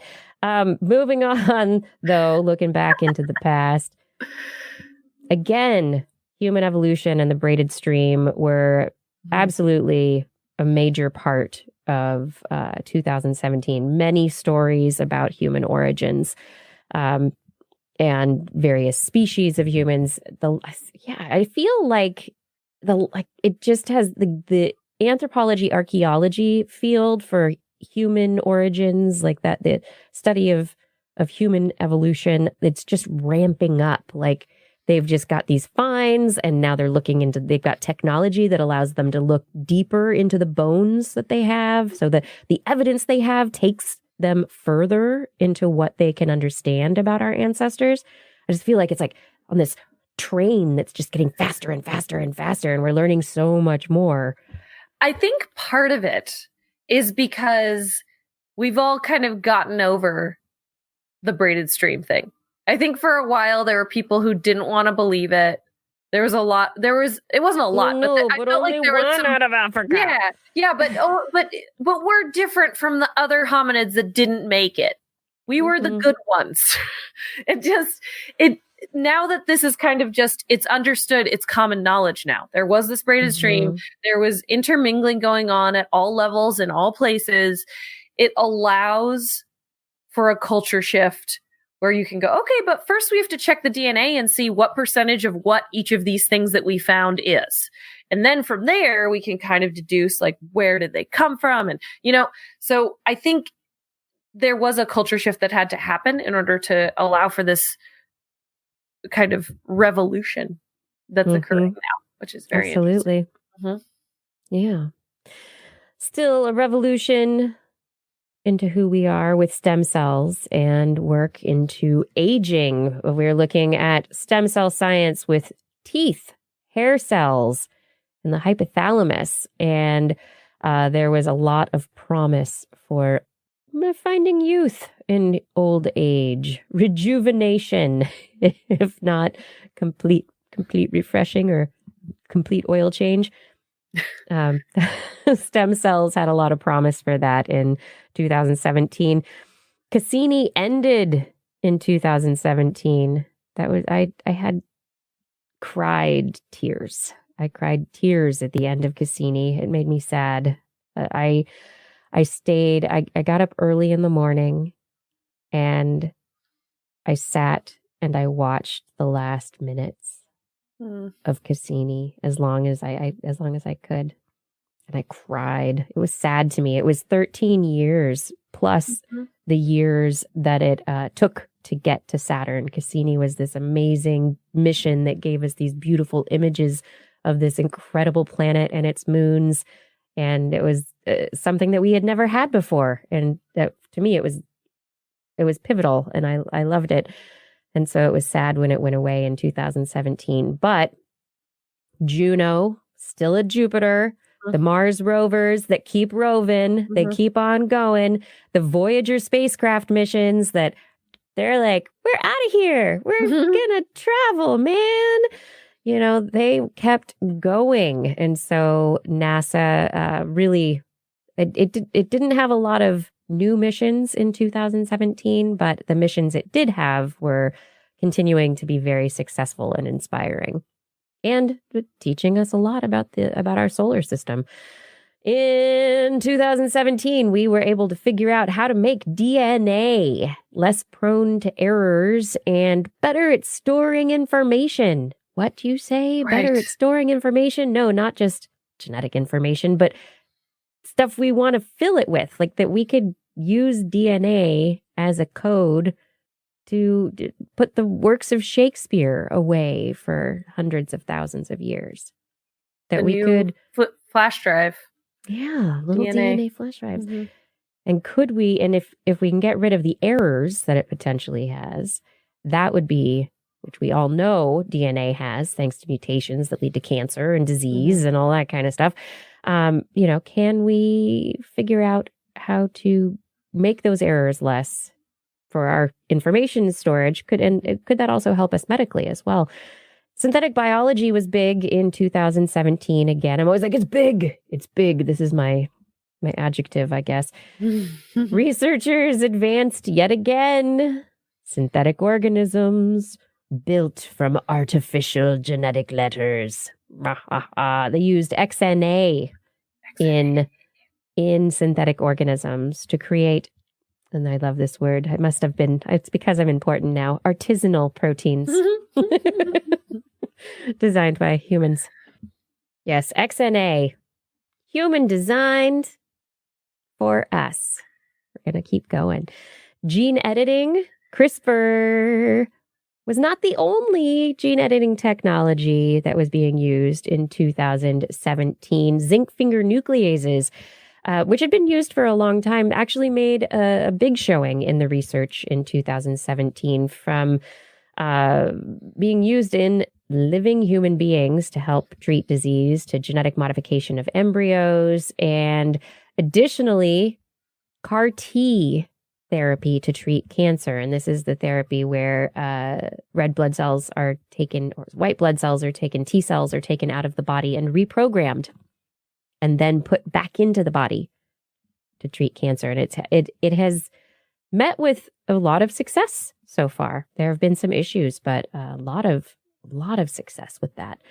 Again, microbiome, our health, our guts, our brains, the bacteria are involved in everything.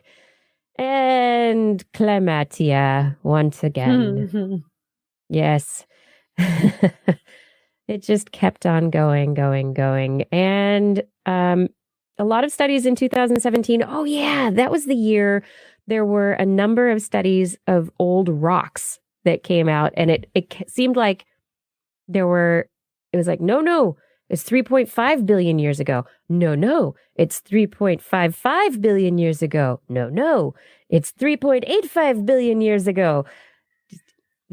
There were many old rocks in parts of our planet, that old bits that have stayed without getting pulled back into the mantle, that have stayed out on the surface, and we're able to see them. And the evidence of old life, we think, is there. And it seems to be pushing back almost to the start of the planet, which is one of the most interesting findings, is if they can confirm it, which we haven't gotten that far yet. It's just been, a couple of studies. But if they can really, really confirm that, yes, indeed, it's evidence of ancient bacterial life and not just a chemical molecular signature from chemical processes, then it means that life got started on our planet really almost as soon as the planet was a planet, Or which is cool. it came from elsewhere. Or it came, no, I don't know. Maybe. I'm still with it. I'm still with I'm putting my money in panspermia. Panspermia. That's when a woman named Pam came and just sprinkled a bunch of tardigrades all over the place. No, in panspermia, I still feel like the Earth is forming. There's all this cartoon of this junk just floating panspermia around. There's some tardigrades on an asteroid that smacks into the newly formed Earth. That's how we got life. There you go. I'm with it. I like the big space goddess Pam with her sperm shaker. Pam! Oh, Pam! Spray some Pam on it. Oh my gosh. And gravitational waves again were amazing because LIGO met up with Virgo and then they saw neutron star merger and more black holes and it's still going. It's still going. They're detecting things all over the place. But that was 2017. It was yet another big year for science. 2018, give it to us. Oh my goodness, we're getting so close. I almost remembered this. Number 11 was geology. We had new analysis of the crust and upper mantle of the Earth, making us think that the Earth is full of diamonds. Oh yeah, lots of little teeny tiny molecular diamonds. Yes. Yeah. And the Deep Carbon Observatory, looking at carbon inside our planet, reported that it looks like there's a lot of life down there. Number 10, all about black holes. We talked about Milky Way's black hole. There's one in there. It's right next door. Astronomers reported discovering black hole mergers in multiple galaxies. And that was a whole what does that even mean? What does that look like? It was fun. And LIGO and found more black hole stuff all over the place. Number 9 was all about Mars. We found water on Mars, massive underground aquifer on Mars to be right. specific. Yeah. It looks like perhaps it is full of liquid water. And the InSight lander landed in Elysium Planitia on the surface of Mars. Sent back some images. Some people said it looked like there was a squirrel, I think. Wasn't that a thing? Yeah, there's a squirrel on Mars. No, there's no squirrel. It's a rock. And they started drilling into the surface, taking temperature and seismic readings. Number 8 was our gene drive. UCSD reported the first demonstration of successful gene drive in mammals, and a CRISPR-based gene drive. Now we're really just combining all of the stuff to destroy the reproductive ability in female mosquitoes. Looks successful in the lab. So this was the very long conversation we had about, do we do that? Are we worried about gene drives getting out of control? It's a really cool thing. It's also kind of scary. So it was a whole kind of existential crisis about gene drives in 2018. Yep. Number 7 was mini brains. Oh, I am kind of starting to remember this now. You're like, oh, this is recent. Made little gloms of stem cells that were brain cells, and they called them mini brains, which spontaneously began to communicate through electrical signals that were comparable to the brain of preterm babies. So they weren't fully functioning brains, but they just spontaneously, you put all these neurons together and just the gray matter, and they're all like, beep, beep, beep, beep. Which is amazing. And I find brain cells are going to do what brain cells are going to do. They're going to fire and wire together, and they want to talk to each other. It's amazing. But I honestly remember this happening this year. Yeah, right? I mean, it wasn't that long ago. It's a year ago. Okay. And then the other thing that I feel like is happening in studies left and right now is that in 2018, they took these mini brains. So they took, and it was from human stem cells. And they implanted them into mouse brains and they integrated, Yep. which I feel like that seeded a whole field of research just in the past year, which is really Yep. cool. Yep. Number A 6, whole lot. all about microbiology. No surprises there. We talked about fungus versus bacteria. And we also talked about the sixth sense, which is basically our gut. So the gut, our microbiome is communicating with our brain by way of the vagus nerve. And stomach bacteria could turn donor blood into whatever type of blood you need. I love this story. It was it's once again promising, but we don't know. No. This was one of those, this is really exciting kind of studies, but we'll see where it goes. It's Yeah. potentially amazing. Talked about evolution. This was one that I campaigned pretty heavily for. There's a turtle missing link found, which of course every missing link is just in between a couple. There's always anyway, but we're getting a better understanding of where turtles belong in the evolutionary tree. Pretty soon, it might not be a dotted line on the vertebrate family tree anymore. That would be pretty cool. Yep. Cholesterol molecules allowed identification of earliest animals, and the question of whether viruses are alive or not was brought up again on the show because giant viruses have the ability to make and synthesize proteins.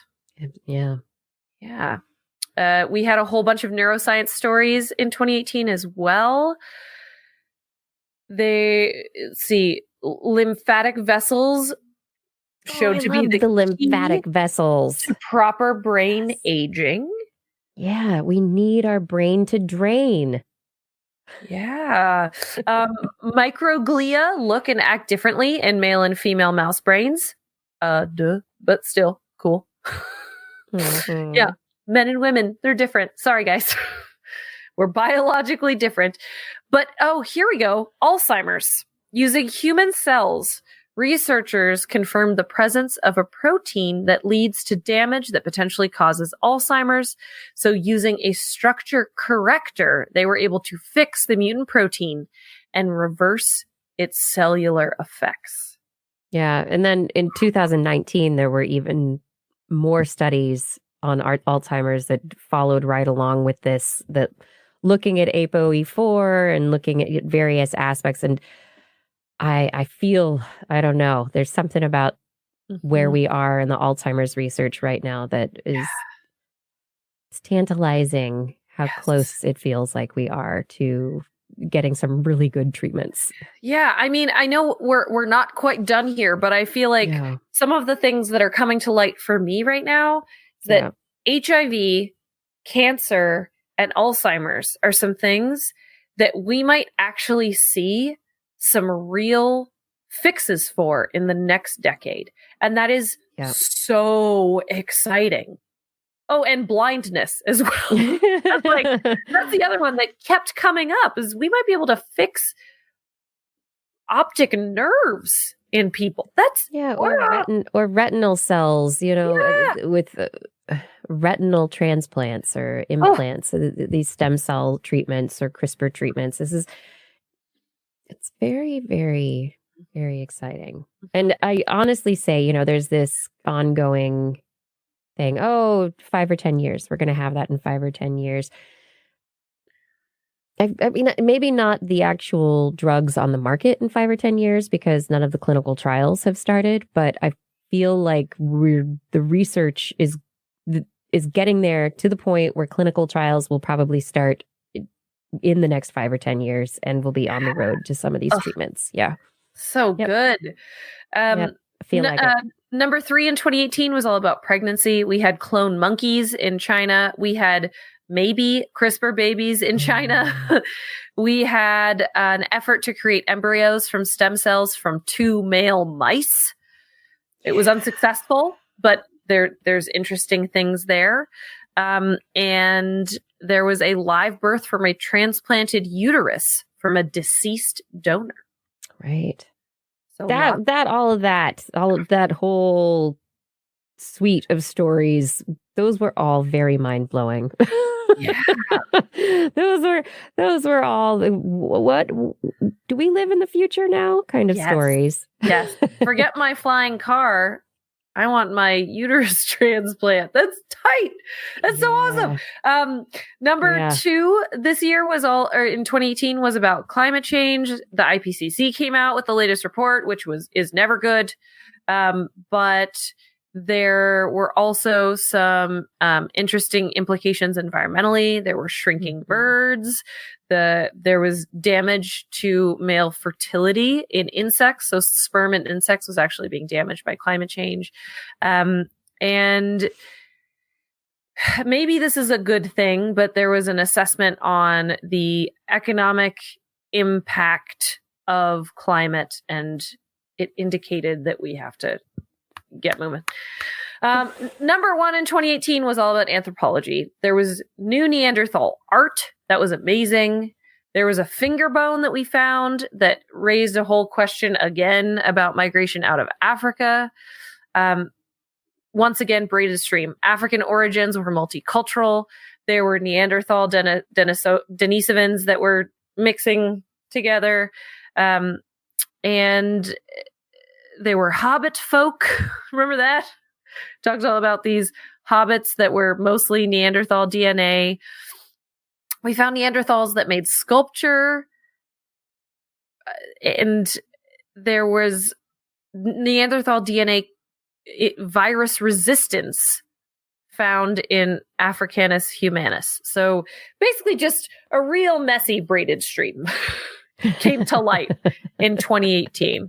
And then as a couple of honorable mentions from the Animal Corner, we found that some sharks are vegetarian. Oh, I did love that story. And that they could be keystone species due to their fertilizing poop. We also found that spiders have quote unquote milk that they give their babies even when they're full grown and should be leaving the house. They can take the air on electric. They can jump. Oh, I with love the use of the that. electrical fields. Yes. That is the coolest. Yeah. Yeah. Mhm. So, and there were 3D printed corneas as well. 3D printing. Oh yeah, and a car in space. And a car. Oh, right, that whole thing. Yeah. That was the year of the we punted, we drop kicked a car into space. Where is it now? I don't know. Being garbage. It's in space. Oh, and you know what? We just did 2019 last week, so I'm not going to go over it again. No. Anyone who wants to hear what we thought about 2019, go listen to last week's episode, watch it on YouTube, find us in podcast. It's on Facebook also, any of these places. Go find last week's episode to find out what we thought about 2019. But I just want to say that overall, climate has been the number one downward spiral over the last decade. But a lot of other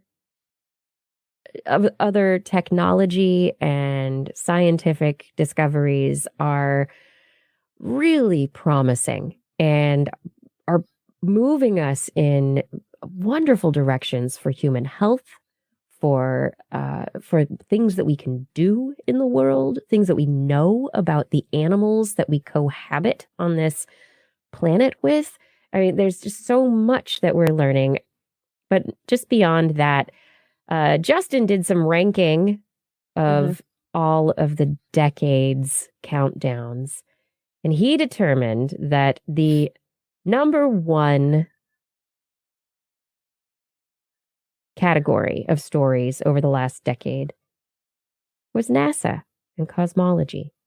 That we spent a lot of time talking about NASA and cosmology. And I'm really glad that that has been our number one category for the past decade, that we've had so many stories, because it really is one of those fields, NASA as an institution, but the things that they do, and cosmology as an area of study that leads us to think outward, to look outward, and to hopefully head toward the unknown out of curiosity and to try and make a better world for ourselves. I think that cosmology and the exploration of space from its philosophical standpoints gives us better understanding of who we are as humans. And if that's our number one from the past decade, I think that that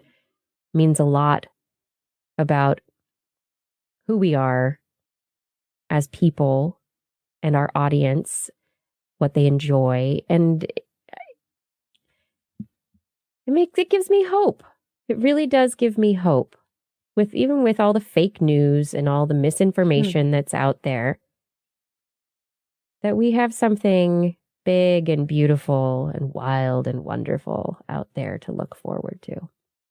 Well, and it ultimately means that people are really interested in the big picture and their place in the world, right? And I think that it's to your point about climate change,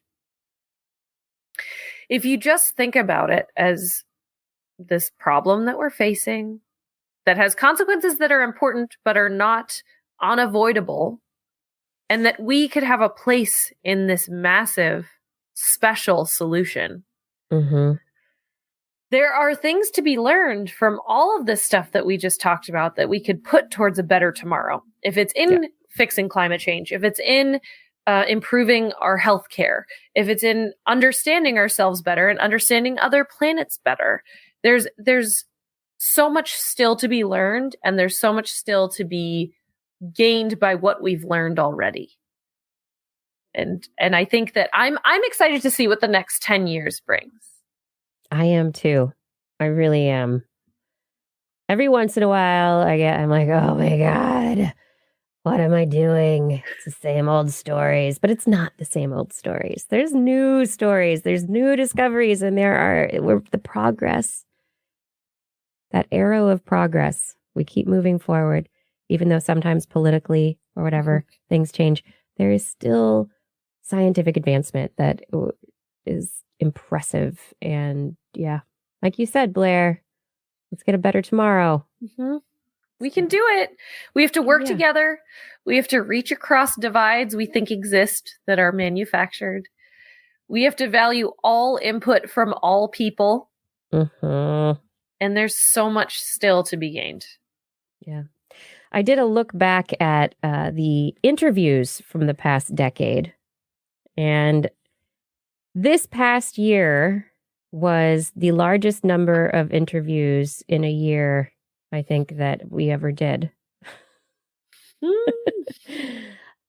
I kept the interview. And so if everybody who's watching this show, if you want to let me know how you like that, do you like having all the interviews? Do you want us to do more science? Let us know.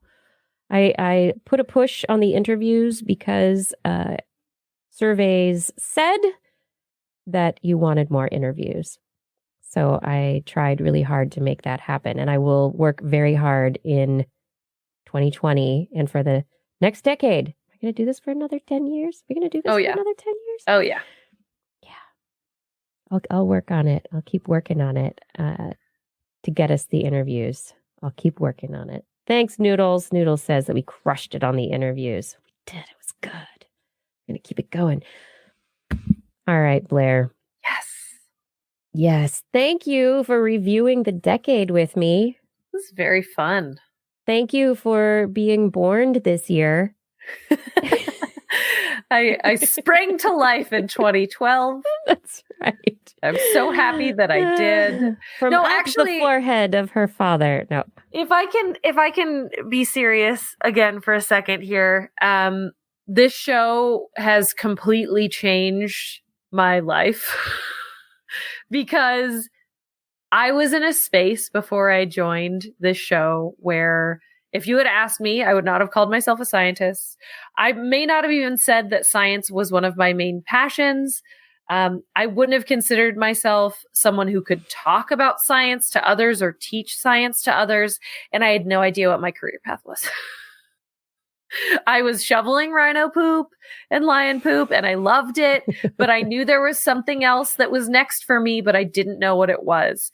And just this perfect kind of falling into place of getting on your radar in the right way eventually after getting in the spam filter. And then starting out and learning that the reason I love talking about animals and the reason I love talking to people about animals, it really had to do with the science. And my formal education growing up, I was, very clearly told that science was for boys, and the teachers that I had did not very, very well make the content accessible. I thought I was bad at science. And then in college, it seemed so much better. And I started to understand how interesting it was, but I still had kind of this idea it wasn't for me. And then it was just kind of this it was this understanding that this is what was missing. What was missing was being able to learn together and talk through things together and discuss opinions on sometimes controversial, sometimes not scientific topics without judgment. It has been an amazing journey for me, and science education is my number one priority and identifier now in my life. And I can't imagine where I'd be without this show. So I want to thank you, Kiki, first. But then I also want to thank everyone who listens to the show and supported me when I was just an intern in the background and was supportive of me taking on more of the show. And I'm so happy to be here. And what a decade it's been. What a decade. Yeah, indeed. It's been good. It has been very good. Yeah. Thanks, everyone, for being a part of this decade. Whatever part you played. Yeah. Thank you, Blair. Thank you. I'm glad you joined us. Yeah. I can't imagine not doing the show with you. Oh. So there we go. I mean, although I'm very sad not to be doing with Justin right now. Where the heck is he? He's missing so much delicious sap for the holidays. It's holiday sappy time. Come on. Yeah. All right, everyone. Blair, have we come to the end of another show? We have. I think it's time to thank some other people by name. Yes, it is. Thank you to Gord McLeod for helping to organize the chat room, managing it over there. Fada, thank you for helping with show notes over on YouTube with our social media identity. Thank you for helping to record the show. I do appreciate that so much. And thank you to our Patreon sponsors. Thank you to Paul Disney, Ed Dyer, Andrew Swanson, Craig Landon, Ed Stu Pollock, Philip Shane, Ken Hayes, Harrison Prather, Charlene Henry, Joshua Fury, Steve DeBell, Alex Wilson, Tody Steele, Richard Porter, Mark Mazzaros, Jack, Matthew Litwin, Jason Roberts, Bill K. Bob Calder, Eric Knapp, Richard Brian Condren, Dave Neighbor, Taylor P.S., Josiah Zahner, Howard Tan, Donald Mundus, Sarah Forfar, Dan K., Matt Bass, Darwin Hannon, Patrick Pecoraro, Ben Bignell, Gene Tellier, John Gridley, Corinne Benton, Adam LaJoy, Sarah Chavis, Rodney Lewis, Tiffany Boyd, John Bertram, Mountain Sloth, Seth O'Gradney, Stephen Aldebaran, John Ratnaswamy, Dave Friedel, Daryl Myshak, Paul Ronovich, Sue Doster, Dave Wilkinson, Noodles, Kevin Reardon, Christoph Zucknerek, Ashish Pants, Ulysses Adkins, Artyom, Rick Ramus, Paul, John McKee, Jason Olds, Brian Carrington, Christopher Dreyer, Lisa Suzuki, Trim DePoe, Greg Riley, Sean Lamb, Steve Leisman, Kurt Larson, Grudy Garcia, Marjorie, Gary S., Robert, Greg Briggs, Brendan Minish, Christopher Rappin, Flying Out, Aaron Luthen, Matt Sutter, Mark Hessenflow, Karen Parachan, Byron Lee, and E.O. Thank you for all of your support on Patreon. And if any of you out there would like to make the list that I read longer, I implore you to take a look at our Patreon account. That's right. You can find a link over at TWIS.org, or you can go directly to patreon.com/thisweekinscience. You can also help us out simply by telling your friends about TWIS. And on next week's show, there's a reminder, we will not be here. This Week in Science is taking a week off next week. So for the new year, we will see you on January 8th. Yes. At our usual broadcast time, Wednesdays at 8 p.m. Pacific time on YouTube and Facebook, but also at twis.org/live. Also, on January 16th, we will be in San Francisco for SF Sketchfest.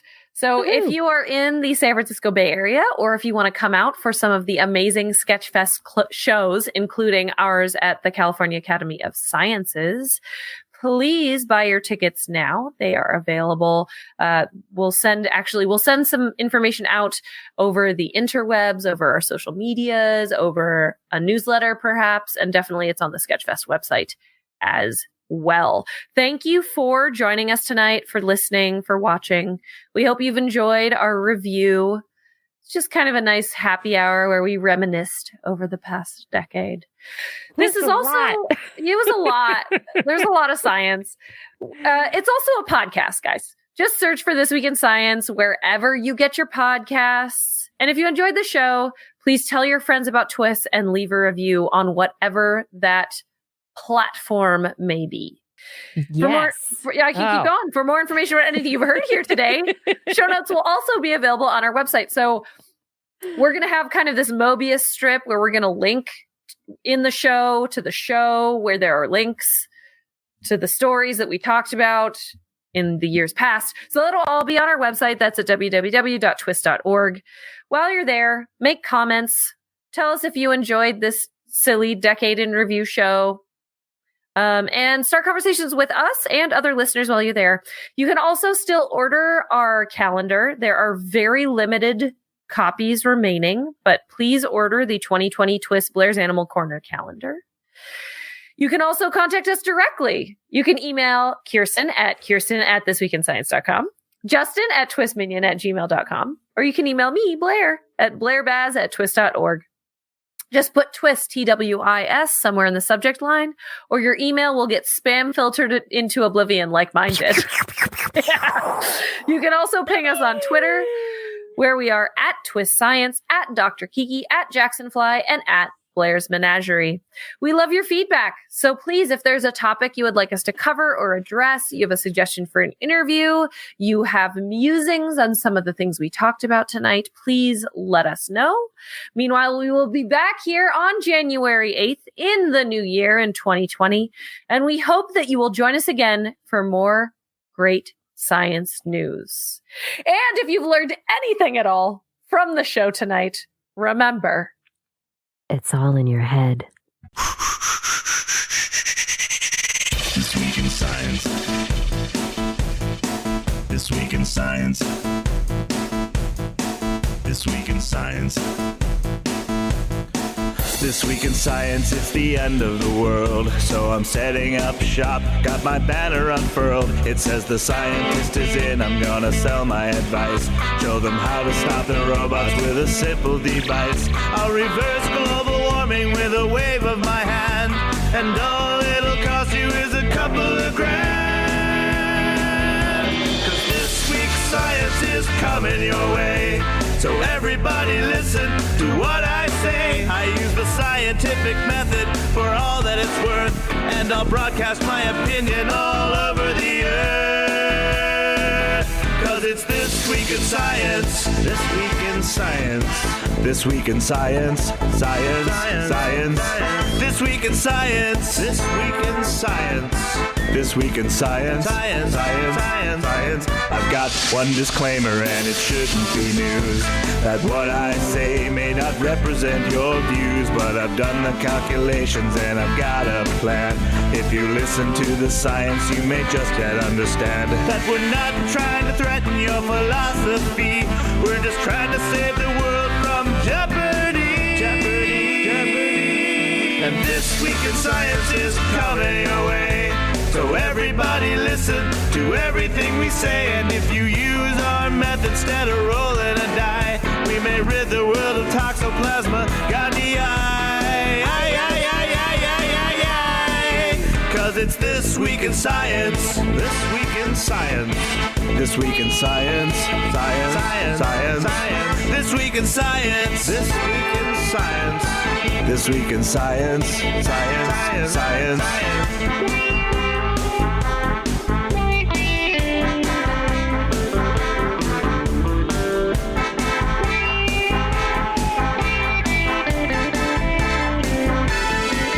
Got a laundry list of items I want to address, from stopping global hunger to dredging Loch Ness. I'm trying to promote more rational thought, and I'll try to answer any question you've got. But how can I ever see the changes I seek when I can only set up shop 1 hour a week? This Week in Science is coming your way.